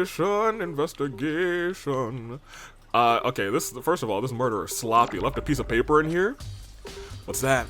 Not sure. I carefully fished out this scrap of paper, taking care not to tear it. It was soaked, causing the words to be completely illegible. Oh, it's impossible to read. Yep, it's ruined, and almost fell apart in my hands. A note, perhaps. However, the writing is impossible to decipher at this point. But how could this refuse be remotely related to the case at hand? I don't know. Seems kind of out of place, though. Remember, the announcements from this morning said there was a special gift for whoever went to the atrium. That is correct. Is it possible that this note was the supposed special gift? I can't say. I didn't go. However, I noticed there were large ink blots that were vaguely in the shape of something I'd seen before. I left the shreds of paper on the side of the spool. Okay. Pandora's body. It's Pandora. Oh, I also realized you guys can't see the thing at the top. It says Chapter 1 Investigation. I'm trying to, keep in my mind what I don't think that's important, though. It literally just says Chapter 1 Investigation. I just want to keep you guys, posted as to what is it. If anything is behind me, I usually try and be like, okay, it just says Chapter 1 Investigation, you guys. Nothing crazy up here. If there was, something, in the corner of the screen that was investigatable, I'd be like, oh, we gotta look at this, y'all.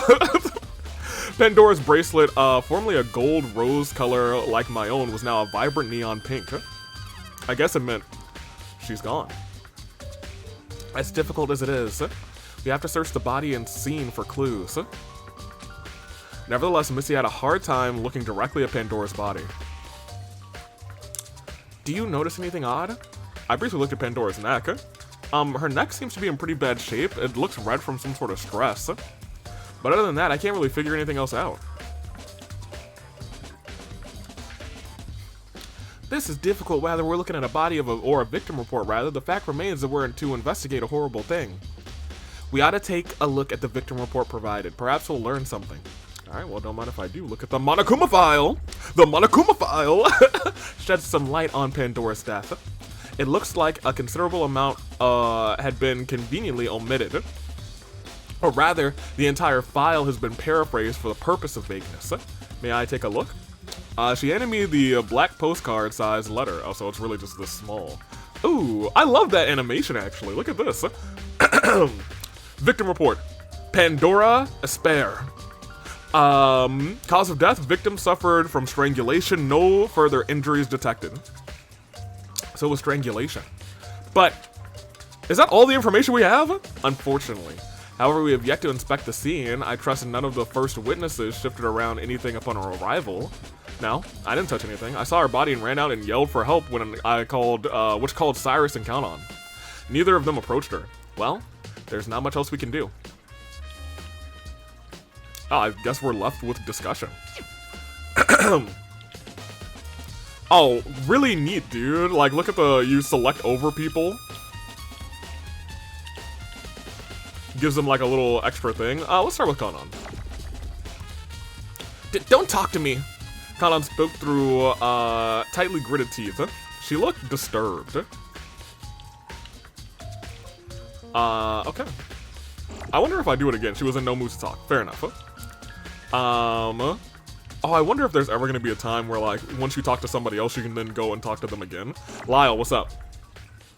Lyle, what are you thinking? If I'm being honest, I don't know. There's not a lot on the scene to dissect. The only thing that caught my eye was the shred of paper in the spa pool, but it's completely ruined.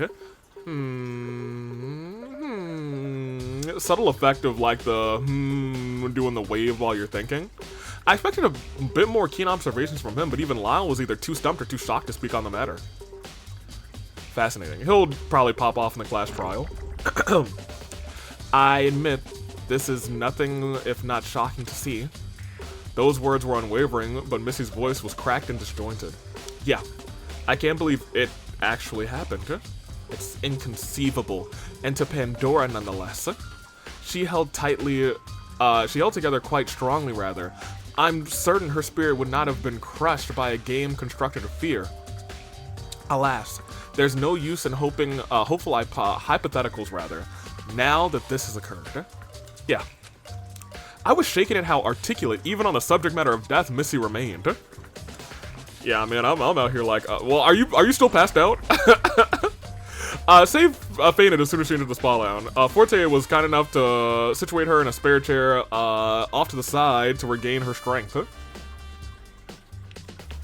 Speaking of Forte, what's up, my boy? Is it really possible that that music provoked murder? I can't wrap my head around music being used to motivate something so extreme. I agree, I cannot condone the vilifying of music. It is proven that music has therapeutic qualities, but conversely, select sounds have the ability to cause anxiety or other negative effects. In that case, maybe motivating music was meant to make us stop thinking clearly. I definitely felt startled when it began. Perhaps. The rhythm of music can affect your body, given our experience with the motivation music. It was highly paced and likely used to cause, as the announcer said, blood-pumping excitement. I suppose those qualities could have been used and abused to activate a flight or fight response that would inevitably end up like this. Is that so? That wretched music was certainly irritating, but for someone to succumb and produce such an intense reaction, to what end? Was that music really that motivating? I don't know if it was that motivating, but I feel, yeah, it is what it is. Cyrus, what you got? This is distressing to say the least. Echo, were you the first one here? Yeah, I didn't catch anyone here on my way though, so I can't say I saw anyone suspicious who could have done this. You came pretty quickly after I shouted. Did you see anyone? I can't say that I did. I was in the climbing center right next door too. Was Kanan with you? She came about the same time as you, if I recall, correct? No, I was by myself. While I was in the climbing center, I left the door open if anyone wanted to join in recreation. No one came by the center, and I didn't leave until I heard your voice. I ran into Kanan shortly after there in the hall, just in front of the spa lounge. Weird. I didn't run into anyone on the first floor either, so whoever did it must have just vanished. That's unlikely. However, how did the culprit give us the slip? Cyrus was grumbling to himself as he tried to organize the events past. Alright, and lastly, we're going to talk to Ashley last. Let's talk to Art. I think I'm going to be sick, bro. He rubbed his back as he took deep breaths. Hey, it'll be okay. Art could barely eke out a word in his state. And Ash, what's good, guys? What's good, Ash? How you doing? Echo. It's selfish, but after I heard the announcement, I was relieved to see you standing in the room. That said, Pandora didn't deserve this. No one deserves this. I just hope she didn't suffer. Well, she was strangled, so she probably suffered a little bit. Ashley fell silent and stared at our lost friend. I'd never seen Ashley so distraught. I guess we're continuing.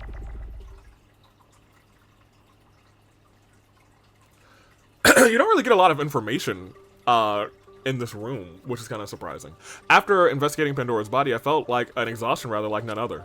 It was also first murder, so, you know, you shouldn't get that much information. I mean, it's just set the scene. And I think this does appropriately set a scene for, okay, so somebody came in here, they strangled her, there's a piece of paper, what could it be? And we already have previous information about, oh yeah, we've seen this before. Never in my life did I think I would be experiencing something like this. The weight of the shock and the melancholy of it all bore heavy on my shoulders. Is there nothing we can do? I wonder, did anyone else see anything suspicious on their way over here? We all looked at one another, but no one replied. Everyone was understandably on edge. Of course, no one wanted to talk. It appears as if we exhausted all avenues of investigation here. Such a lackluster amount of clues doesn't bode well for us. Yes, but if we've done all the looking into the scene, there's nothing left but to discover Pandora's killer. Of course, that's easier said than done. I heard Kanan grumbling in the corner. She seemed distressed. Alright, I think I've given you all enough leeway to get yourselves together. So it's time for the class trial. I hope you have enough ammunition to shoot down the culprit. If not, I guess you're out of luck. There's an elevator in the main foyer that will cruise you all down to the special class trial room.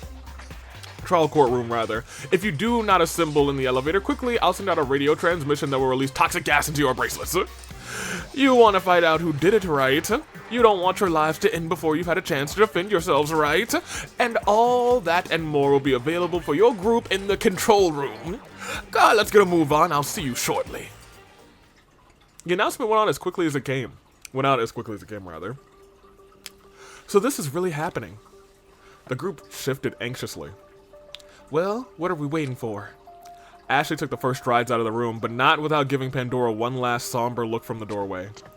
Forte gently eased Say awake, turning her gaze from the unsightly scene and helping her as she hobbled out. One by one, the others filtered out of the spa lounge. I stood back for a moment to take one last look at Pandora. Pandora! Pandeezy!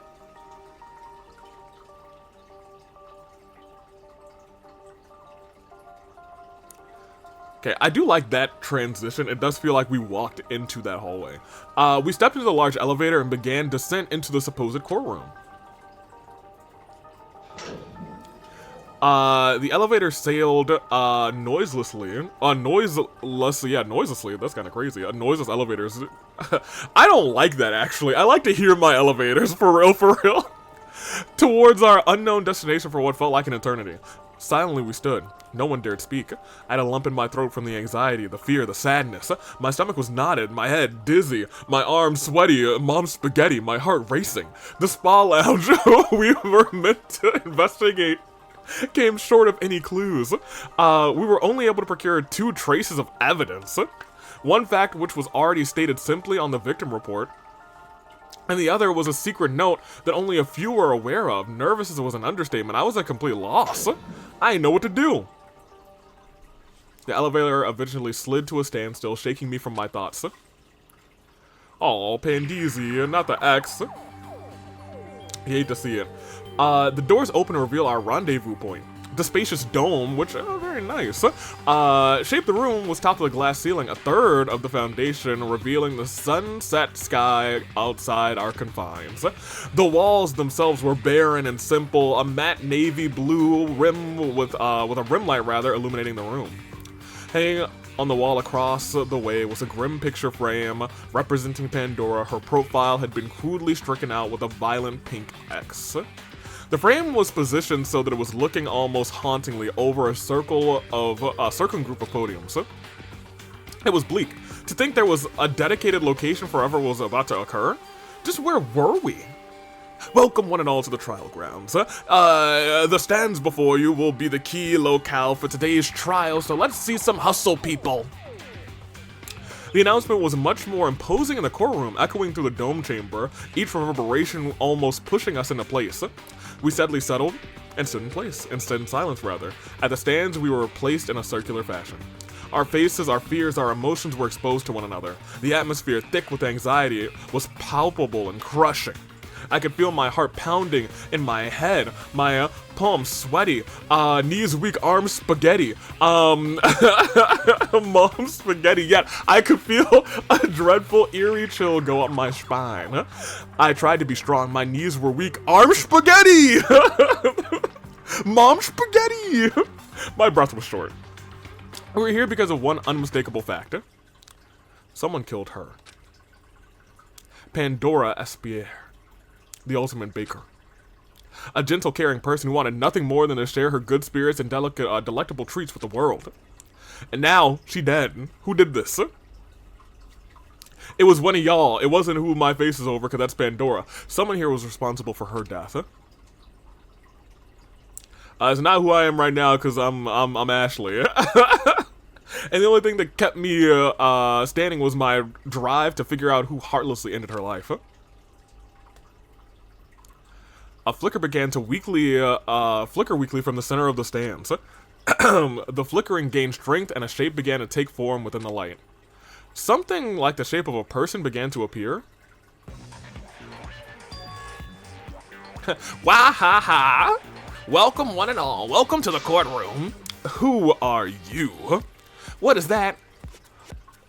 Who am I? What is that? Bah! Answers to those questions don't matter too much. Besides, I thought you ought to be asking more pressing questions since something super bad has transpired. Super bad. All you really know is that I'm your lovely judge for today's trial. Okay, well maybe a real certified judge, not a real certified judge or whatever, but I will be the one passing judgment on what happens today after each subsequent murder and each subsequent murder to come. Judge, but not really a judge. It's too long, too confusing to address me, so you may call me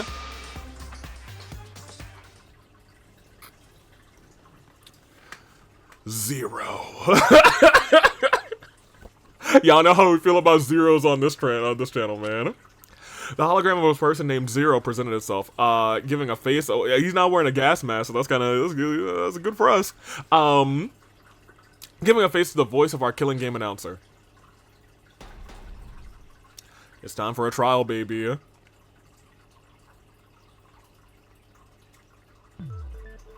Without further ado, I take it you all know why you're here.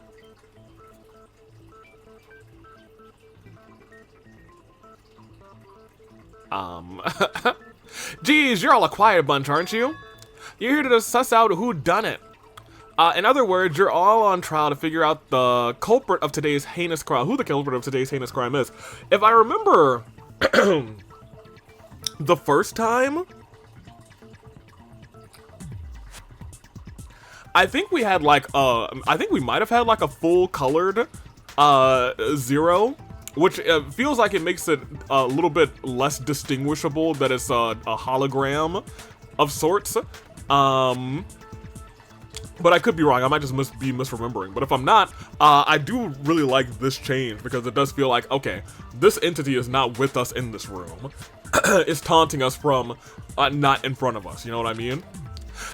Did you think you could just get away with murder and win the prize? Nah, it's not that simple. The rules are as follows. Discuss, discover, and determine who the culprit among your group is. A majority vote will seal the individual's fate, and we'll see what happens from there, yeah? One of few outcomes will occur. Determine and vote incorrectly, an entire class is executed, with the culprit alone able to walk free and win the ultimate prize. That's the ideal end game for the culprit. Vote determine and vote correctly, and the culprit alone will receive proper retribution and perish at the hands of your group decision. Whew, you might just live to see another day. Our victim today is Pandora Aspire, the ultimate baker. A sweet young lady who could do nothing wrong, or could she? Well, people can surprise you. Well, with that out of the way, get to talking. Who exactly are you? What, you're still asking even though I introduced myself all nice? You should have bigger concerns than that. Talk about the murder. I can't believe who did it isn't your top priority right now.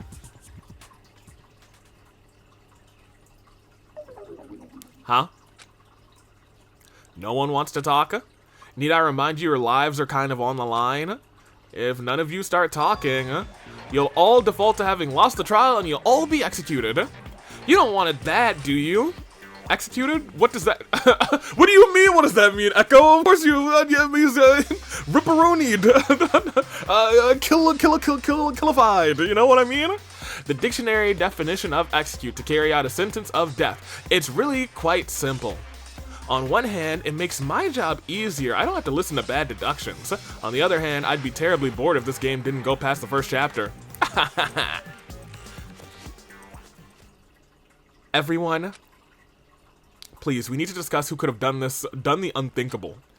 As trifling or as irrelevant as something may be, if you have any concerns about the case, speak now.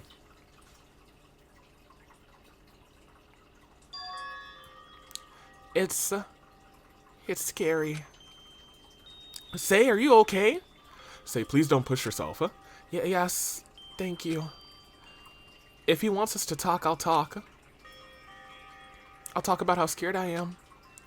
I just want to go home. I can't get used to anything around here. I don't know any of you people. And then someone gets killed.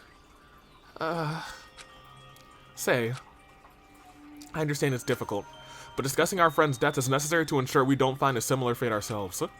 At the very least, we can try to remember our last moments with her.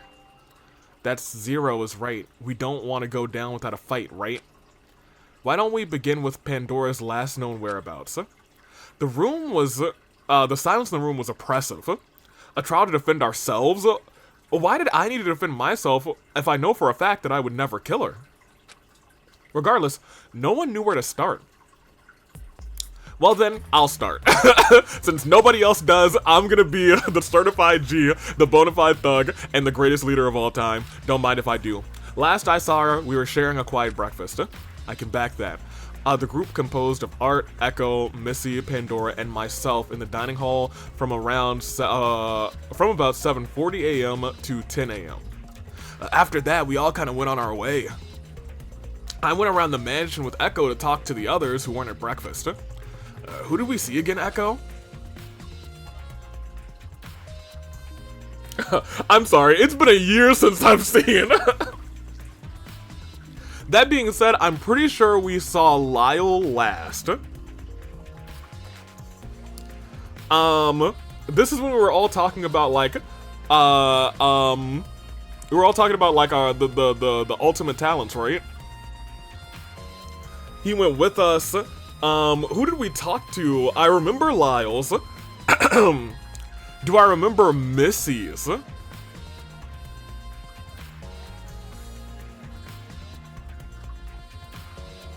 So the only difference in this one is Say versus Missy. Do I remember Say or do I remember Missy? I feel like I remember Missy's, right?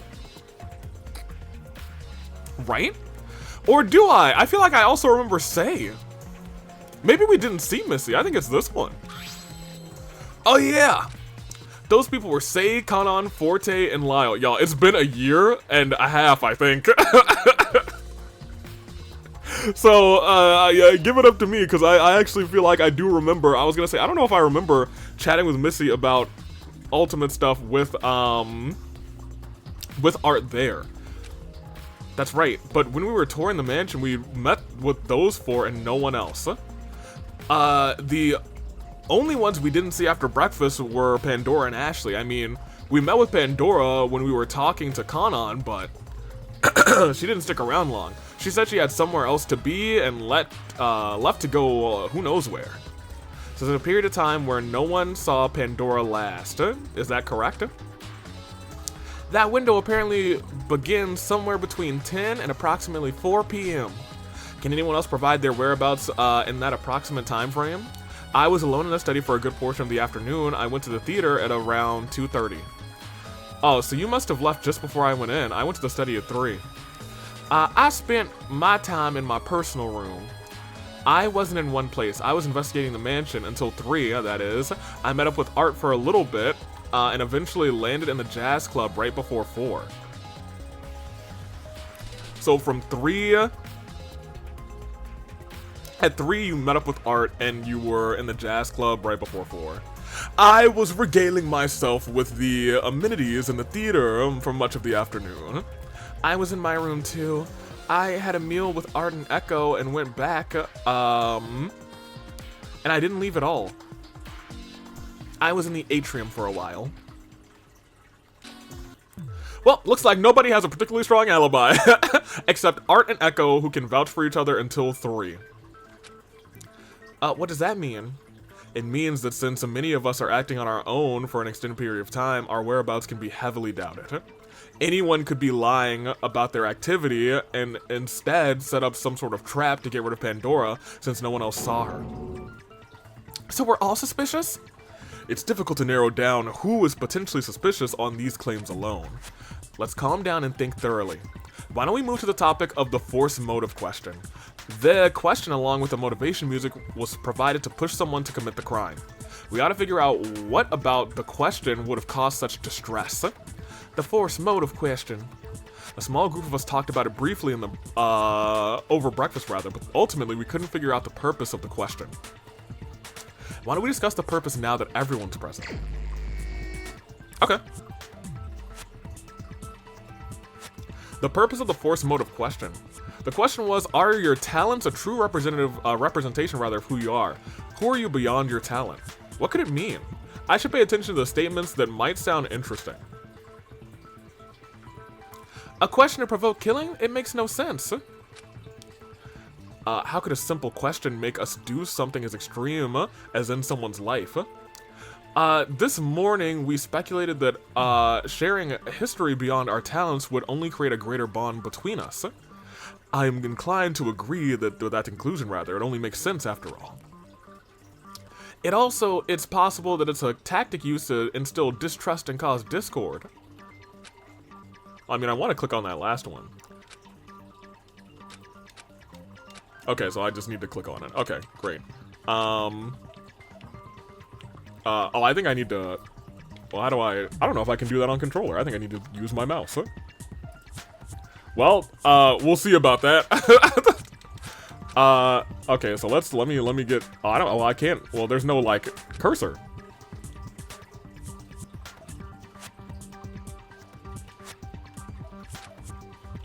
Well, now I don't know what to click. Well, it's not that. Oh, I should save, though.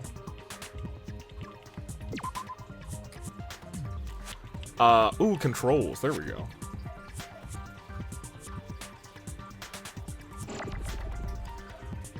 Yes. I can take a screenshot? Don't mind if I do. Okay, we're good. It looks like it was highlighted for a second.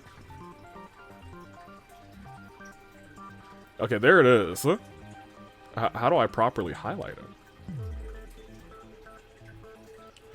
Alright, let me try and use the controller. Because it highlighted briefly with the... Oops. That's not what I wanted. Okay.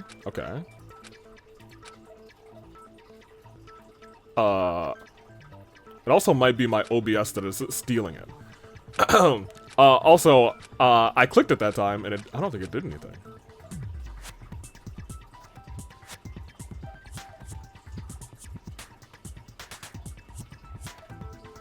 Okay, that brings me here. Do I need to, like, press and hold?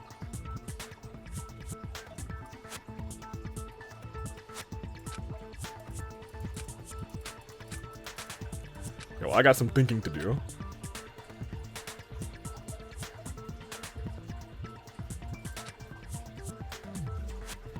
Okay, so pressing and holding is what I need to do. Greater Bond, Echo, I believe you lead our discussion this morning. You should be well versed to what everyone has to say, and we came to the consensus. That's right. We shared our thoughts and agreed nothing was struck as strange. I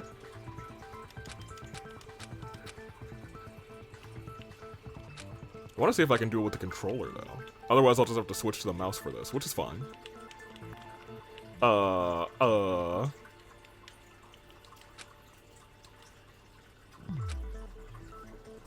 Alright, so let's come back to here.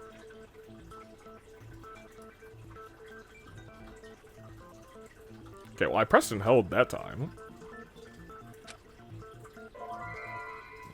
Okay. What do you mean by distrust, Ash? Let's say someone didn't want to talk about their talent despite the talent being something that's highly lauded. If someone wouldn't want to talk about something, such an assuming topic, their resistance should be suspicious, right? Just because someone's talent is public knowledge, it doesn't necessarily mean their individual life and practice should be in public as well. Ash, you kept your talent unknown to me for whatever reason. Are you saying that you want me to believe you're suspicious? Of course not. How could you even say that? Did you ask someone about the force motive question and not get an answer? No, I just didn't want to bother anyone with such a potentially loaded question. Is my talent a true representation of who I am? I never thought about my talent being a representation of me, rather. It's simply a hobby that I spiraled into something incredulous.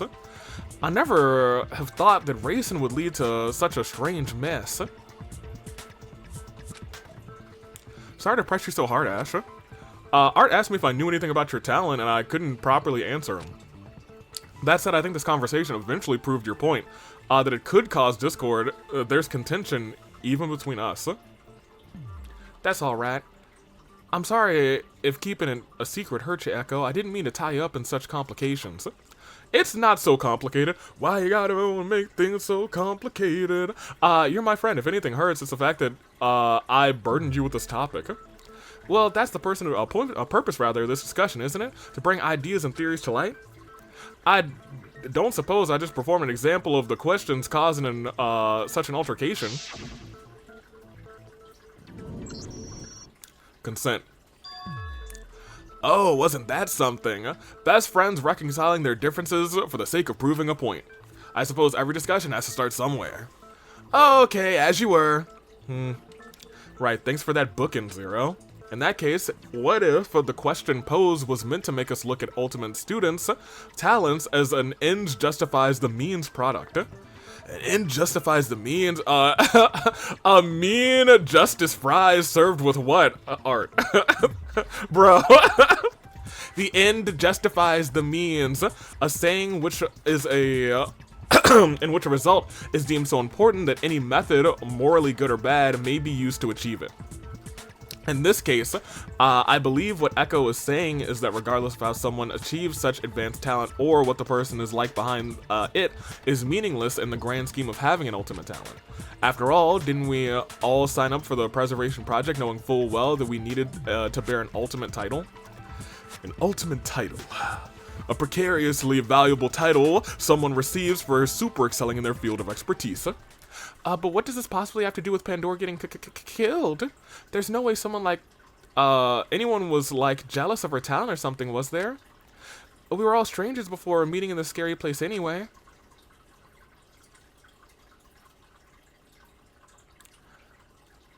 I fully want to believe.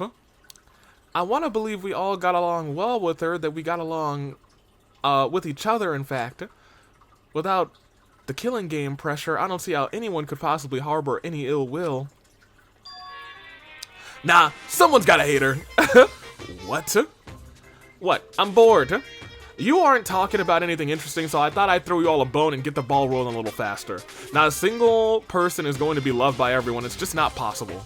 How could you say that? She did nothing but show kindness and warmth towards everyone. Pandora only ever wanted to share good food and good friends rather. Yeah, she worked tirelessly to bring us together with her delicacies. Blah. Oh, good show, everyone. Huh? You're all such good actors. I guess it's been fun watching, but the discussion rather isn't really going anywhere. Oh ho ho. I'll put into the show now. This case, this trial, it's all an elaborate ARG scheme.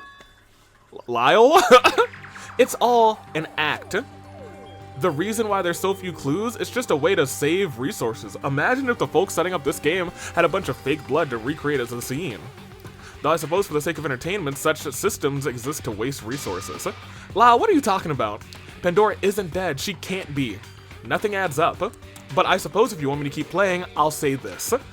Let's think about who was on the scene first. If I can recall correctly, it was Echo, wasn't it? Yeah. I saw Pandora's body first, then I called for help, which made Cyrus and Kanan Aurora arrive shortly after. Okay, easy. The culprit is one of you three. Huh? Huh. What? On what grounds do you think you can speculate that? Pandora's supposed time of death was 4:05, right? I'll set the scene. We're just minding our own business in the mansion, not knowing what's to come. Some nasty music starts playing, and one of you three gets stressed out, so you strangle the first person you see. How else could we narrow down the culprit? It has to be someone near the scene of the crime at 4, and the person couldn't have gotten far after escaping the crime scene. In my opinion, a motivation rather to kill, a la stress from music, is kind of shoddy writing, but at least there was an attempt. Lau keeps going on about a killing game ARG, but her death seems so real. Huh? Wait, doesn't that mean everyone's alibis from earlier don't amount to anything? Bingo. That's fair. I believe you all discussed your whereabouts approximately up until 3 p.m. latest. No one said anything about where they, from then rather to 4, when the music started. The obvious moment, critical moment rather, to consider is the time just before the murder occurred. Obviously, he's not wrong. Not wrong at all. If someone off Pandora via acute strangulation and made their getaway, it's not likely the culprit would have gotten far from then and when Echo supposedly discovered the body. So that new window of action narrowed down between 4 and 4:05. Does anyone care to share their newly updated whereabouts? Okay. Were we all in the approximate time around 4 p.m. leading to the motivational music? If we follow with Lyle's speculation, we might glean some information that'll help us. I don't remember where anything is in relation to anything. After hanging out with Lyle, I went to the atrium. The music was blasting in there. Missy joined me in the theater after the music started. So Missy and you were together at 4-ish? I thought 14 and I could go backstage and control the sound system, but our attempts were futile. I was in my room hiding under the covers. I told you I was in the foyer leading up to the music. It was noisy, sure, but I couldn't deal with it. I was in the jazz club. I told Echo earlier as well, I was in the climbing center and saw no one suspicious dart past the door. Like say, I was in my room too. Okay. Well, I mean, we're gonna probably press everything, really. Did you run to the atrium when the music started playing? No, I was already in the area after hanging out with Lyle. Why would I go to the giant room that echoes to avoid the horrible music? Okay. Let me get my boy the open door. Love is an open door. Why did you leave the door open in the first place? I left it open just in case anyone wanted to join me. That's it? Is that reasoning so unbelievable? I guess not. Well, I guess we're going to the jazz club, boys. Let me press real quick. This is very Phoenix Wright. We gotta press everything, baby. Wait, no, go back. Okay, well, I mean save, and then we'll go back. Return. Return the slab. Return, hello. Oh, there we go. So we need, good old jazz club, good old jazz club, good old jazz club. There we are.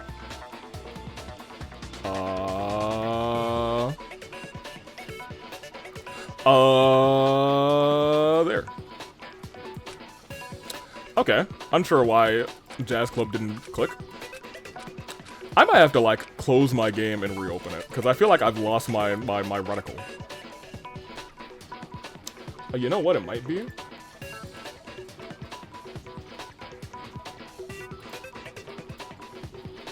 Alright, I found it. It was actually OBS stealing my reticle. So, no, it's gone again. Who would have thought, huh? I can see it on OBS, which is kind of crazy. So maybe I'll just look at my OBS screen, you know what I mean? Alright, shockingly enough, that's where we are at this point. Wait a minute, Lyle. I know for a fact that the jazz club, yeah, I'll put it behind me then. That the jazz club, is soundproof. That's true. That's right.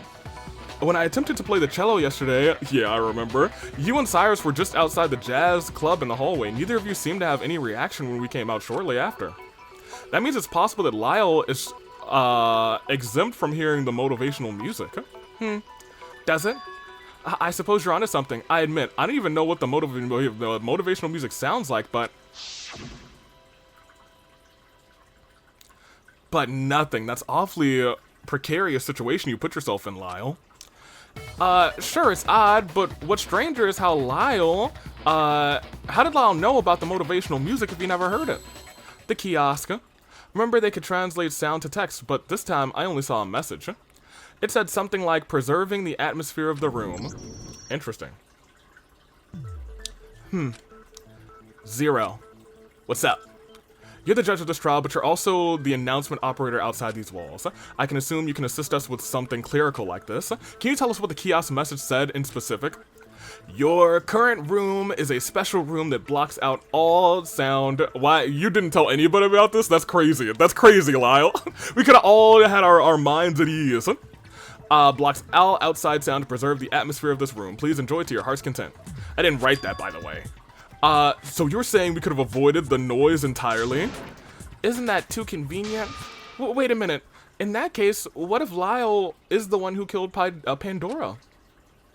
What? Didn't I just say that it was the music that would have provoked someone to kill her? I was in the jazz club. I didn't even hear the music. Therefore, I would have felt the motivation to move.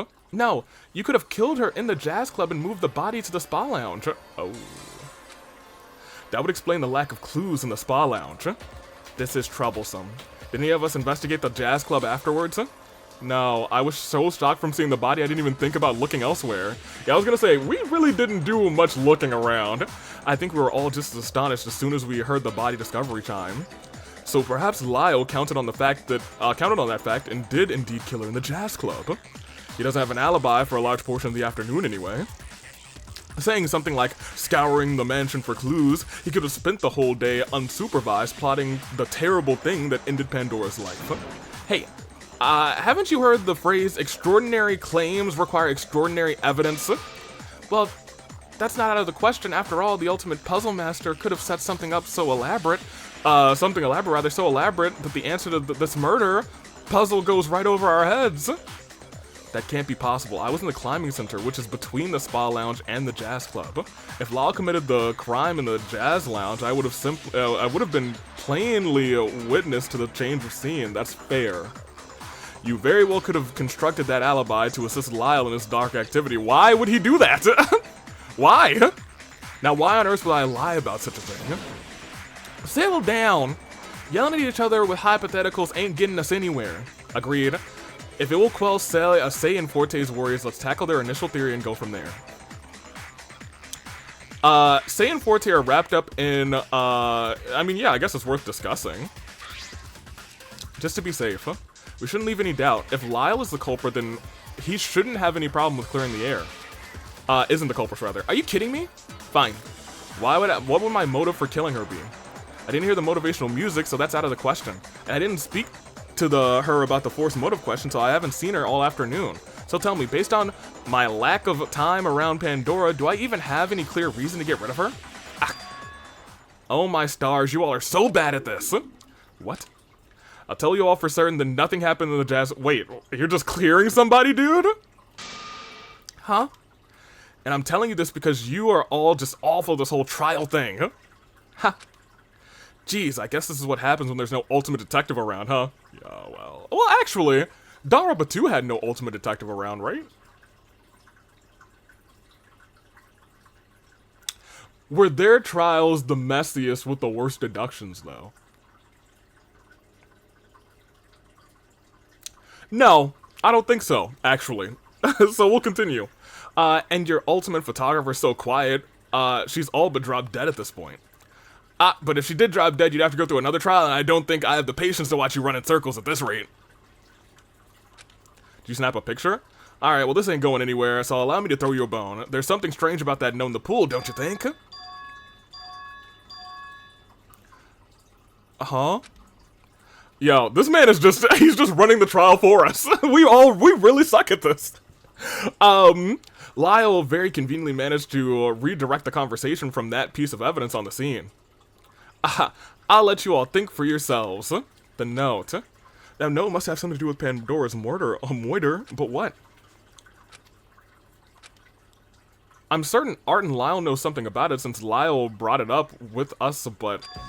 Hello? What's with all the dead air? Don't you want to talk anymore? You don't want to die without giving your best shot, this trial your best shot, do you? Like, are any of you even trying to save yourselves? Maybe I should stop giving you these opportunities. Yeah, it's time for you to step up, my boy. The courtroom fell silent. It feels like we're all neglecting the gravity of the situation. Or rather, we were avoiding it. It's just nothing felt real. Pandora's death, her body hardly showing any sign of injury. It's like she was asleep. It's as if we all wanted to forget the reality of the topic at hand, which was someone had killed our friend. We kept dodging and darting around the main issue. Yes, as painful as it is, we must discuss the murder. It may seem hopeless at the moment since we don't have much information to work with, but the clues will reveal themselves as we bring about the certain topics to light, rather. So don't hold your tongue. We must save ourselves. Save ourselves! Then... I'll start with their cause of death. From there, it'll probably be easy to reason out potential culprits. According to the Monokuma file, it was strangulation.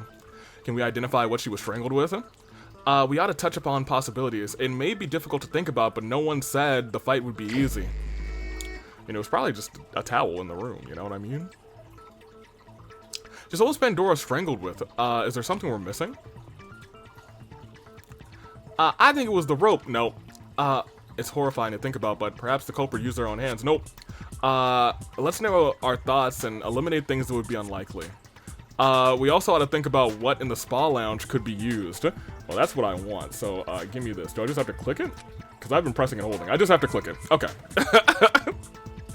What in the spa rounds could be used? If we consider the following. The climbing center and the jazz lounge were occupied by one person, and neither of the occupants saw anyone during their stay. And the killing occurred at 4 after the music started, so the culprit could only have used what was available on location. If anything, what if anything could be used? Think. What was the murder weapon? Oh, I gotta use my, yeah. I do love, the shading that happens on that. Since this is like the first trial, there's probably not a lot of things, but I feel like in future things, there's probably like, oh, it could be this, it could be this, it could be this, but it's indeed this. It's a very nice touch. Could it be? Echo, are you onto something? I think so. You brought up a good line of thought that made me rethink the scenario. If I recall seeing rather something that might answer our questions. Consent. And discussion progress. I believe the culprit may have used a towel to strangle her. It's an unassuming object, isn't it? And of course, there are going to be towels in the spa lounge, so the culprit took advantage of the location and utilized the tools available. The tool being the very towel she was resting her head on. Then they must have strangled her by wrapping the towel around her neck and pulling until she stopped struggling. And breathing altogether. It would explain the lack of fingernails dug in, as well as why I didn't see anyone near the climbing center in the event that the rope was used. It might just be conjecture, but it's the best thing we have so far. But there's also something bothering me, if I may. What I don't get is, why was Pandora seemingly so relaxed in the spa? She was reclining, and there weren't any signs of a struggle the whole room. There must have been obnoxious music playing in the spa too, so I doubt she would have stayed. That is strange indeed.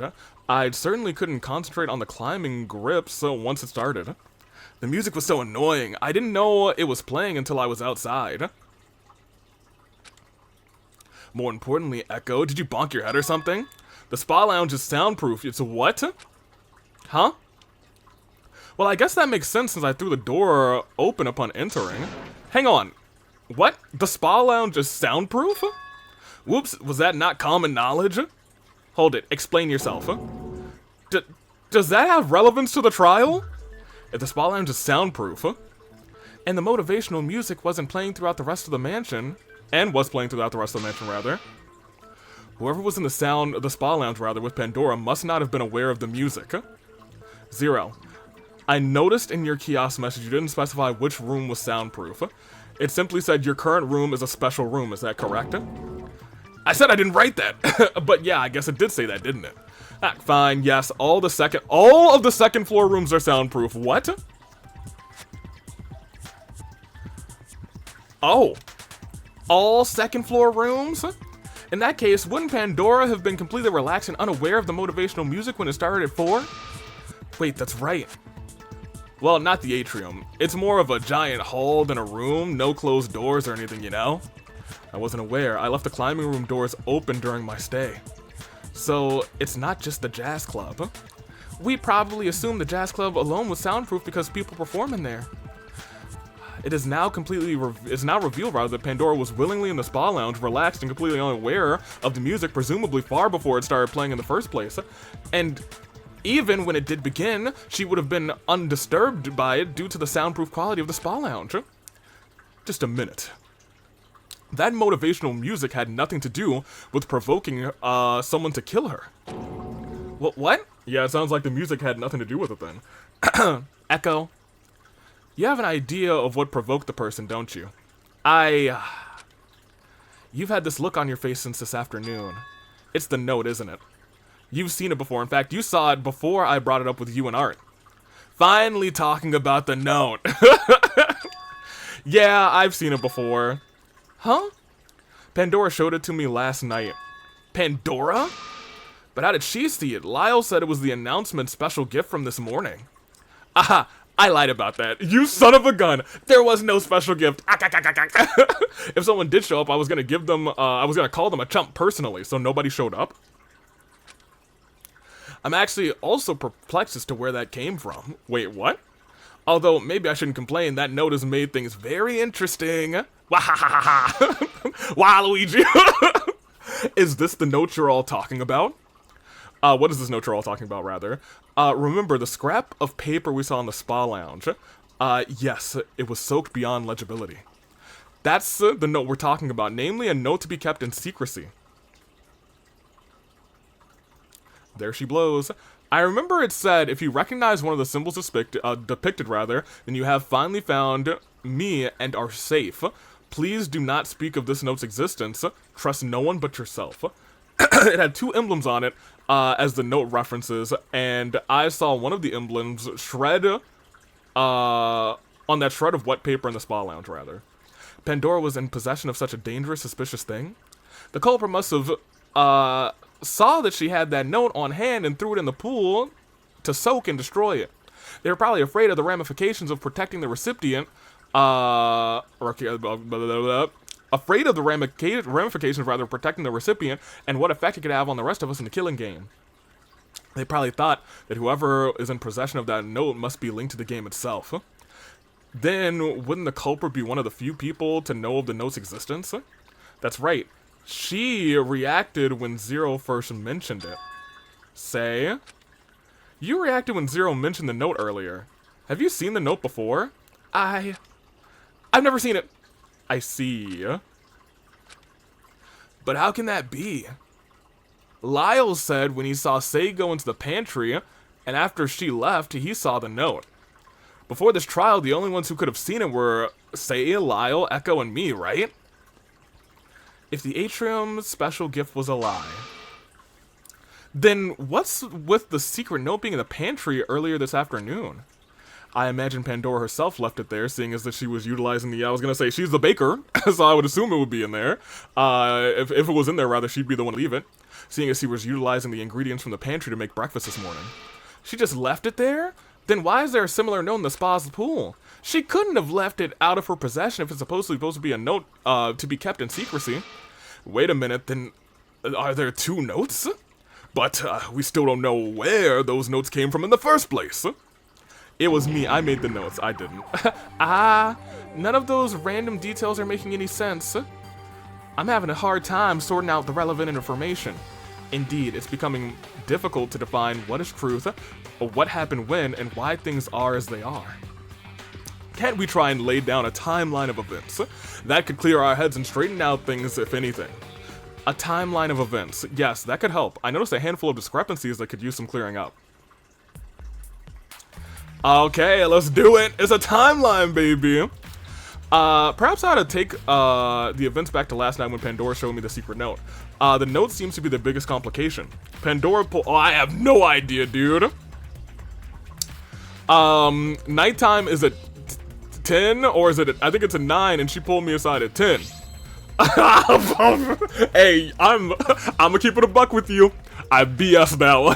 The other one, I think I remember. This one, I got lucked out. That's it. Yes, it was 10 p.m. I remember the light started to dim during our conversation, indicating the nighttime. Yes, yeah, I BS that. I was like, nighttime's at 9, so she took us at 10.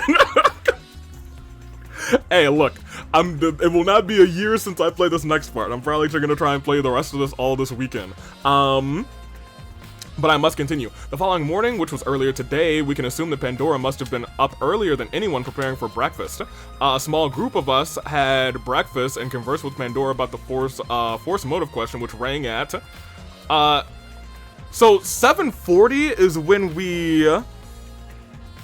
is when they said earlier, like, so from 7:40 to 3 and nobody had seen her, right? So let's go here. No, I just had barely woken up at that point. Alright, so I guess we'll go 9. That's right, the force motive question. Oh, the question rang at 9. Okay, I understand. We briefly touched on the topic, but ultimately we didn't feel any motivation to conduct any sort of killing, schmurdering. Likely to the chagrin, rather, of the announcer. Afterwards, I had planned to go back to my room, but Art stopped me and we went asking other people the same question. We were occupied until around... Well, you went into the study at 3. So let's try noon. That doesn't align with our... Okay, well, then it was 3. Yes, that's right. Just before 3, Art and I ran into Lyle as he was going into his room.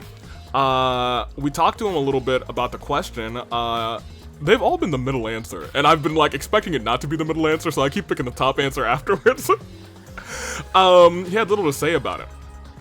During our conversation, he brought to our attention the secret note, the same secret note Pandora had the night before. Lyle claimed, okay, so it's finally not the middle one, it's the pantry. That's right. And the person who was last in the pantry before him was Sei. That's right.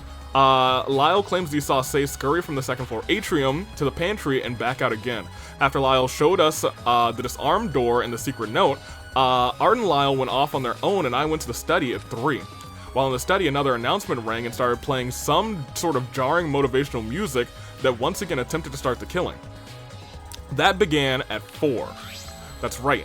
I recall hearing the announcer saying the time. I ran out of the study in a panic trying to find any other students. From the atrium, I saw a shadowy figure at the top of the stairs. I followed them but lost track of them, which led me to discover Pandora's body.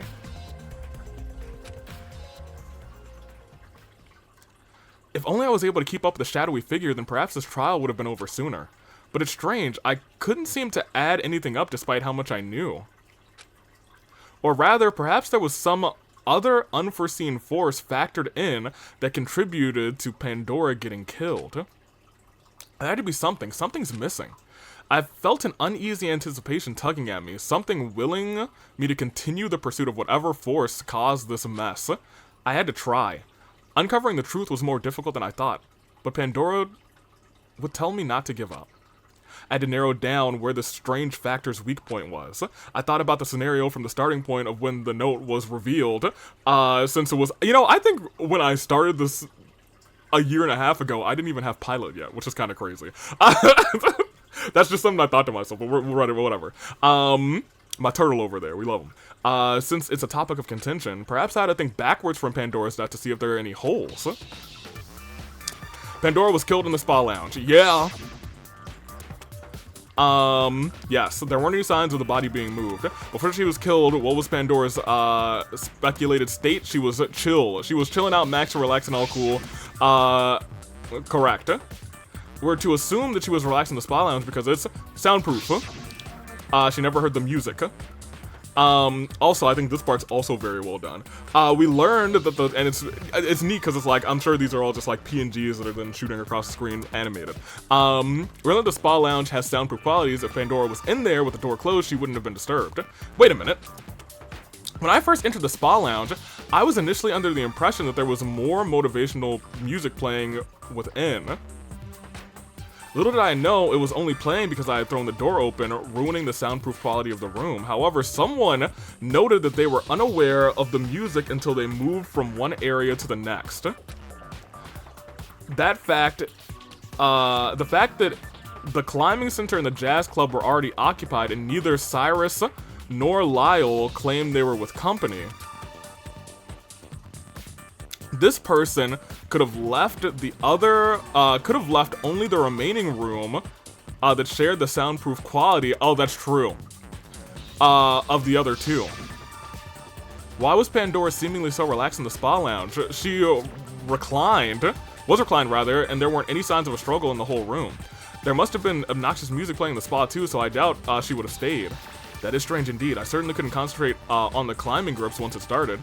Yeah, that music was so annoying, I didn't know it was playing until I was outside. And more importantly, Echo, did you bonk your head or something? The spa lounge is soundproof. There it is. Who was behind the spa lounge and motivational music discrepancy? By making a remark of changing between locations, the culprit could have only been in the spa lounge before the music started playing. By that logic, the culprit must have shared the same room as the victim. Art must have been in the spa lounge with Pandora before she died. Everyone, I think I figured it out. I think I figured out Blue's Clues. I got the full picture now, baby. What's with you? You totally spaced out there for a second. Be quiet, you. Oh, yes, ma'am. Echo, was there something we were missing? Yeah, I think something might have slipped right under us. We've been looking at this under the guise that the motivational music had everything to do with this murder. However, there's a discrepancy in that thinking, rather. Pandora was never exposed to it, yet she wound up the victim of its effects. As we discovered, all the second rooms are soundproof from the outside noise when the doors close. Case in point, Cyrus leaving the climbing center open and Lyle undisturbed in the jazz club. But then I noticed, someone said something strange. They mentioned they weren't aware of the music either, that is, until they exited a presumably soundproof room. Neither Cyrus or Lyle ever encountered anyone during their stay, so by process of elimination, the only person who could have exited would be the spa room, or spa lounge rather. I don't know if anyone else picked up on it, but I think I know who the culprit is. Art. Art, did you kill Pandora? Art? Wait, hang on, dude. That can't be. Please yield. Echo, this thought of yours. It is awfully bold for you to point fingers at someone so conclusively. Well, yeah, it's only a shred of an idea, but it's the only piece that fits. If we put the timeline together, beginning from when Art and I separated at 3, it's not unreasonable to assume that this crime was conducted during a smaller window after Art and Lyle separated and before the motivational music. It's been stated several times that wait, what? What? Y'all just going to listen to that tiny, impossible statement? Yo, he interrupted me for real.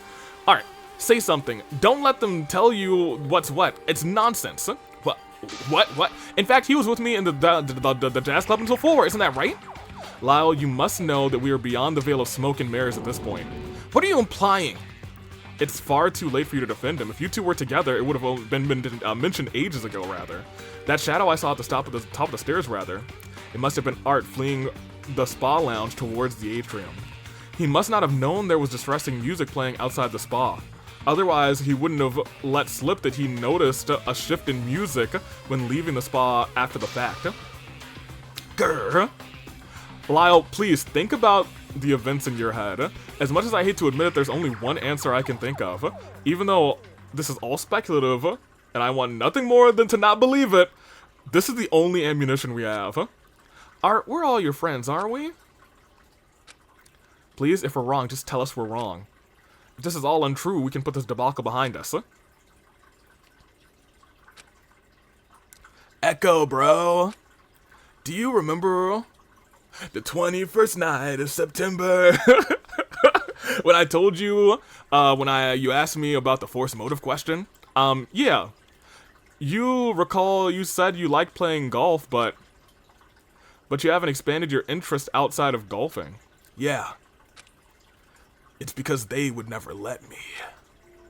It's a terrible existence, being the ultimate golfer for them.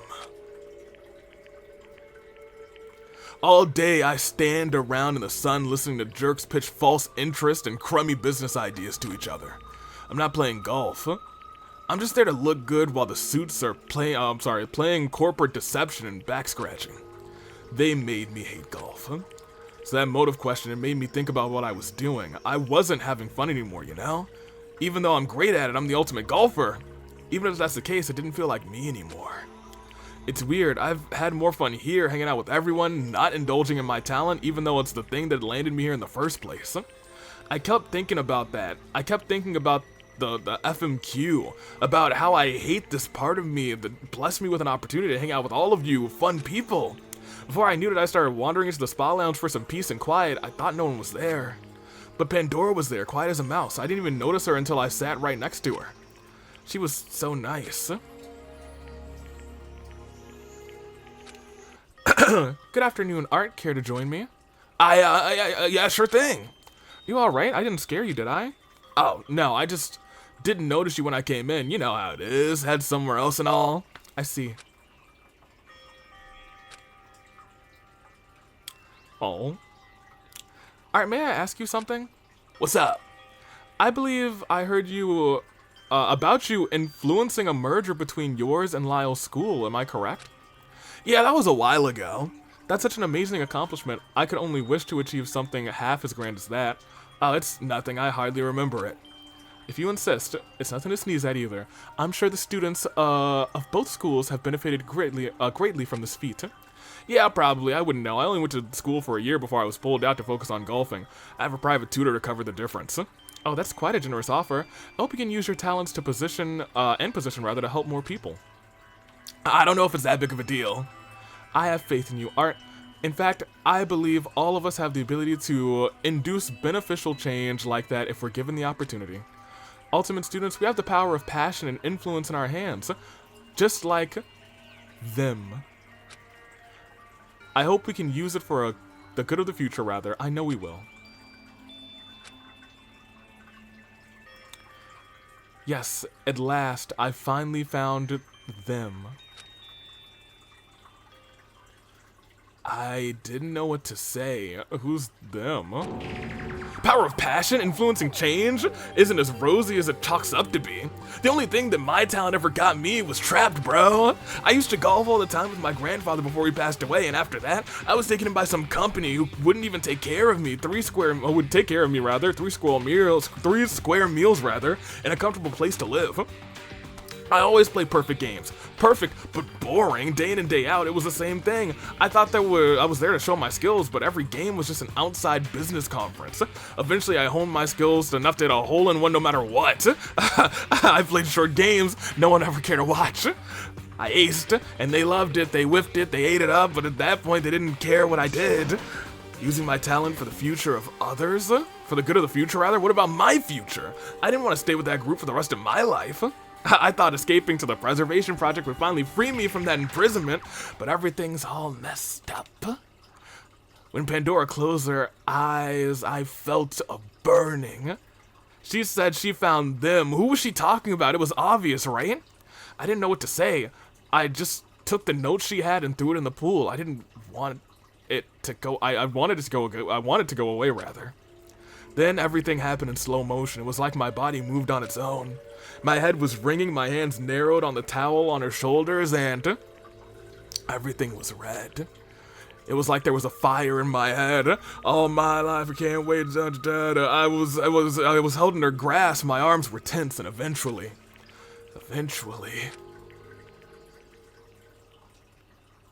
I'm sorry, bros. I'm sorry, Lyle, bro. I was just trying to have fun with you earlier, bro. Huh? My good friend Ethan Talon made me despise golf. I never had fun since people discovered they could use me for business deals. Running around with you, figuring out a big puzzle was the most genuine fun I've had in a while, bro. So thanks, Lyle. What the? No, wait. No way. This isn't real. You're just a part of this fake game, right? You didn't kill anyone. You're an actor. Tell me you're an actor and that this whole story was fake. Art, tell me this isn't real.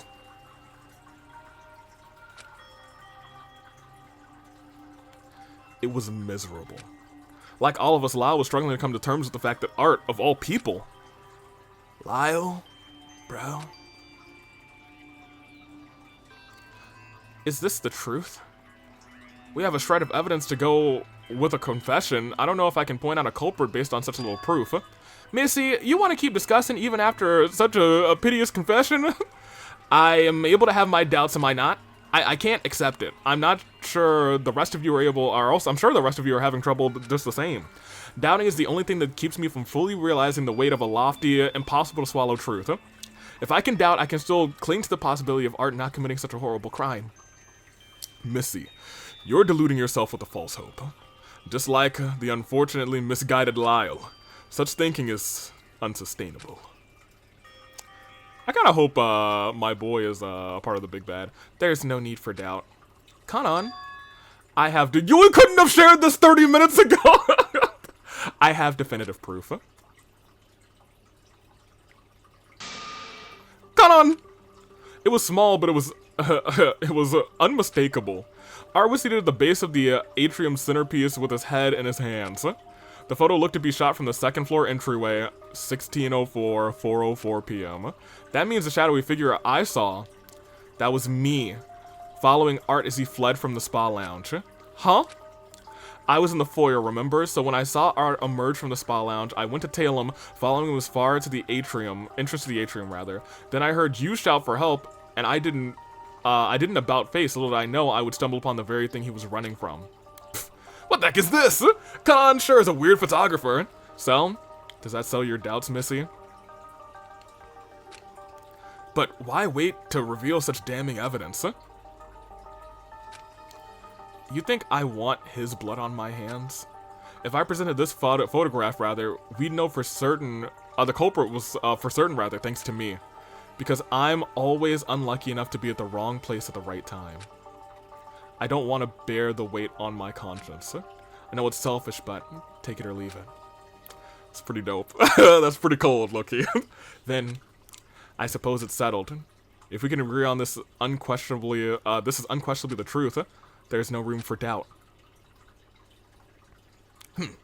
It seems you've all come to a consensus. Well, in that case, it's voting time. This is the final phase of the class trial. Vote for who you think the culprit is. And after all that jabbing, you better have a solid answer. Don't let any of that sentimental doubt or faith or whatever keep you from saving yourselves. It's voting time. Yeah.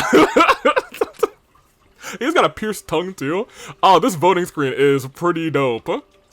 Oh, I can only vote for art, actually. Or can I? Yeah, no, I can only vote for art. I was like, oh, what if it is somebody else? So we'll vote for art.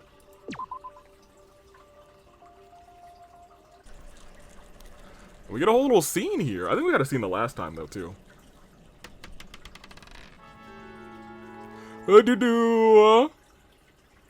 Guilty! He didn't. And we have a winner. Clap it up. The culprit is the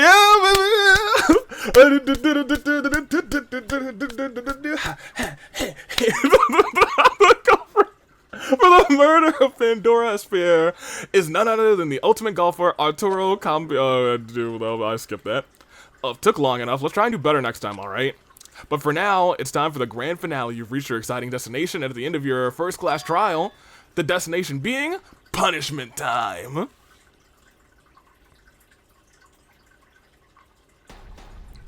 Class trial adjourned! Hooray! We did it! We did it. Punishment time? Well, yeah, an eye for an eye, right? He was caught, too bad. Recap Rule 5. To expedite the process towards the ultimate prize, one must kill a fellow student without getting caught. Oh, but what happens when they do get caught? Recap trial rules. Determine and vote correctly, and the culprit alone will receive proper retribution and perish at the hands of your group decision. It's bizarre. If it weren't for Echo's conveniently specific memory and Kanon's terrible luck pulling her towards the witness, rather, Art might have gotten away. Have anything to say for yourself, Art? Campo Piano? This is what the Preservation Project wanted, isn't it? To kill and live on, to prove your strength above other ultimates? What? You think you're gonna live on? Whoops. You clearly don't have the emotional constitution to carry on the people's future. What? No. You let your fears and anxieties eat you until you broke. Stop. Why, I'm shocked Pandora didn't live. Please. She lost to you. A weak, vulnerable, pathetic. I couldn't bear to hear anymore. That's enough. A silvery voice from somewhere in the room rose. That voice, it was.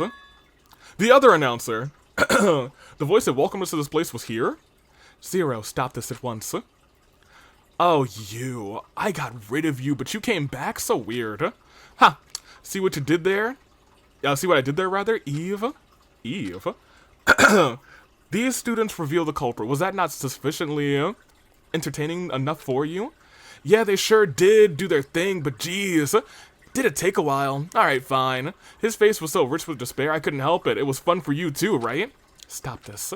Fine. I'll get on with it. Haha. Goodbye, Arturo Campo Piano, the ultimate golfer. Your execution awaits. And so it goes. Zero's hologram warped out and let a huge rumbling sound tore throughout the room. Something was coming.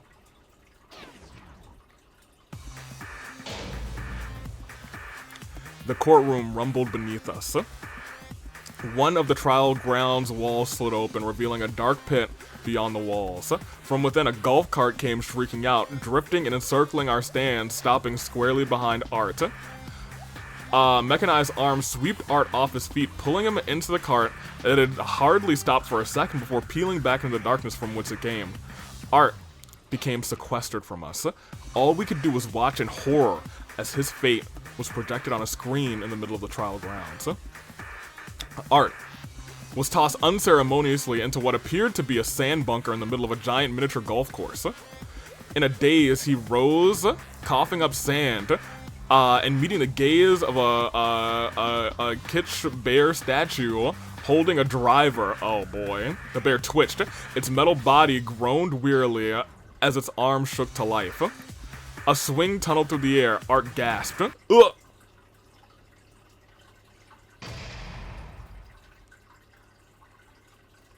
Execution by extreme hazard. Well, you know what? At least it didn't, like, batter him 90 times. It was like, 4. Wahaha. Whew. That was worth the wait, I think. And it's funny. He hated golf rather, but little do you know, all those business deals he sat in on. Those deals were the one that brought in the funding for the preservation project. The very thing he wanted to escape.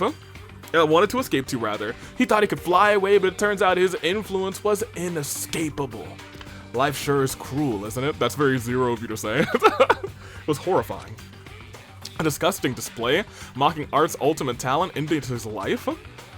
He hated his talent, and in his last moments, that's all he saw. We stood completely, utterly shocked. No one said a word. No one moved a muscle. An unmistakably sinking feeling froze over us. Despair. Ha! In return for entertaining me, how about I answer one question that's been drilled into your minds? Where are we? This isn't the preservation project at all, is it? Oh, I only said one question and one question only.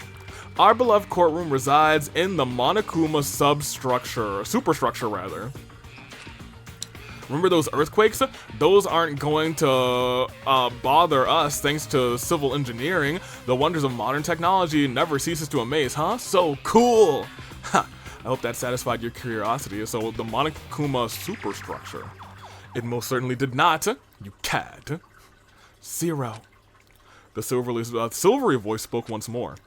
You are a reaper of despair. Whatever you do ends in futility. I can read, y'all, I promise. And provides no benefit to anyone. No benefit to anyone except you and your horrible, Schadenfreude. Do not think for a moment you've won. I will continue to fight back, even after what you've done to me. A silver light remains. Echo Pine. Huh? You received the title of Ultimate Memory. Memory? What is that? We have a tactician, a photographer, and a silly puzzle master. Good memory for their skills is already required, don't you think? I won't even humor you with this one. The talent isn't even comparable to something remotely useful. Ultimate analytical prowess like that one pathetic girl. Hey, now don't do that to my girl. Blessed be. Don't mind if you do. Come on. You've really given up trying, haven't you? It's no fun playing, no fun having any competition, rather. Fine. You think that'll help these people, give these people rather hope? NP6, your queen is in trouble. I have a little information neither you nor the students will like. Cyrus Surik is someone to be wary of. He isn't who he says he is, rather. He isn't a normal Ultimate student like the rest of you. He's much more involved in this game than you think. Ultimate Charisma is a terrible cover talent. You're all truly clueless if you believe that. Zero, stop. You've meddled enough. What? And you haven't? I've been given this power for a reason, you know, and I'm going to use it as I please. This isn't the answer. Whatever, courtroom's closed. These losers can marinate in despair for a night, but tomorrow, we'll get going again. Zero. We love that zero ellipses, baby. Shut it. I'm tired of your poor, useless attempts of creating hope. You will never win. You're a failure. Well, that sucks. What? What just happened? I was on the verge of tears. My whole body shook violently. There was a weight at the bottom of my heart dragging my whole body down. Felt like my head was gonna split. Becoming trapped in a strange luxury mansion where I didn't belong. Stuck with a group of reversed students. Well, you know, I guess Cyrus Surik is a reverse name, so, you know, I mean, like, you got a reverse student, and the rest of them are revered, though. With so-called ultimate talent, getting involved in a class trial where we had to investigate someone killing someone else, concluding with a gruesome execution, as if everything else wasn't already, rather. Why was this happening? I want to go to bed for a long, long time. And I think it's gonna be a long, long time till touch. Ooh, fun little transition there. Negative, and then a splash of white. Before I knew it, my body went limp and dove onto the floor. Oh my gosh, and I keeled over. Did you just pass out in the middle of the courtroom? My eyes heavy, warily, closed warily rather, allowed myself to sink into the velvety darkness. Well then.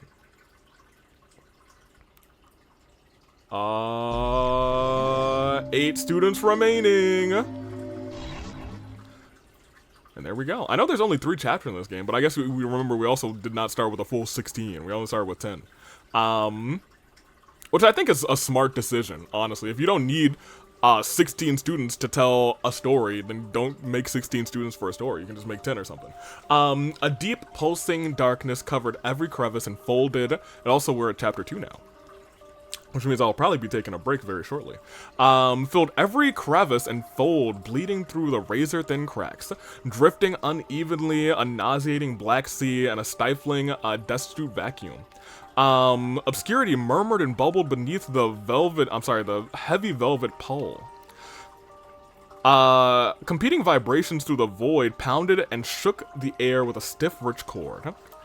The staccato hum echoed, threatening to break the eclipsing shadow.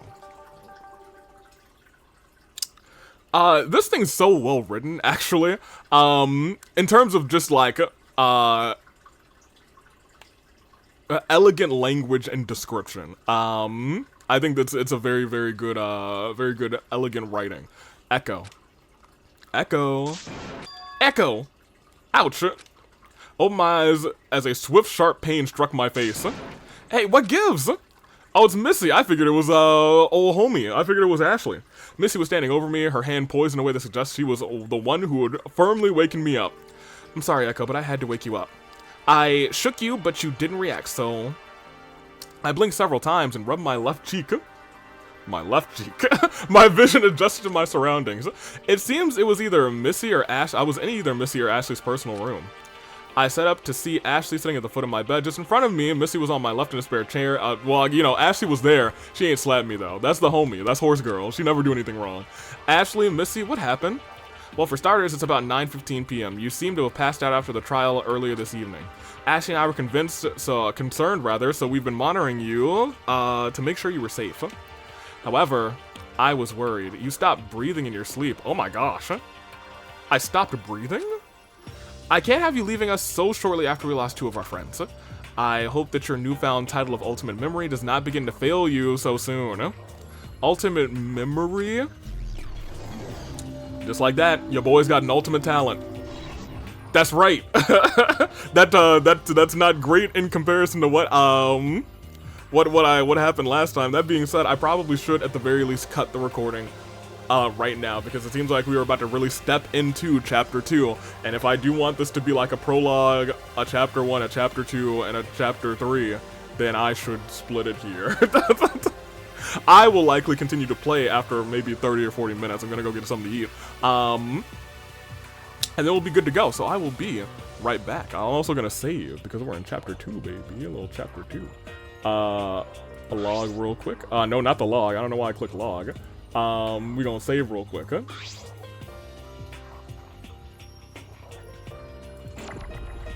It's so odd, and this is clearly an OBS kind of thing that's going on. That I can't see my own cursor on the screen, and you guys can. So I want you to know, you guys can see this cursor, right? This little reticle. I cannot see it, and it's definitely OBS's fault, but I digress. I will see you guys for the next episode. This was, so here's the thing.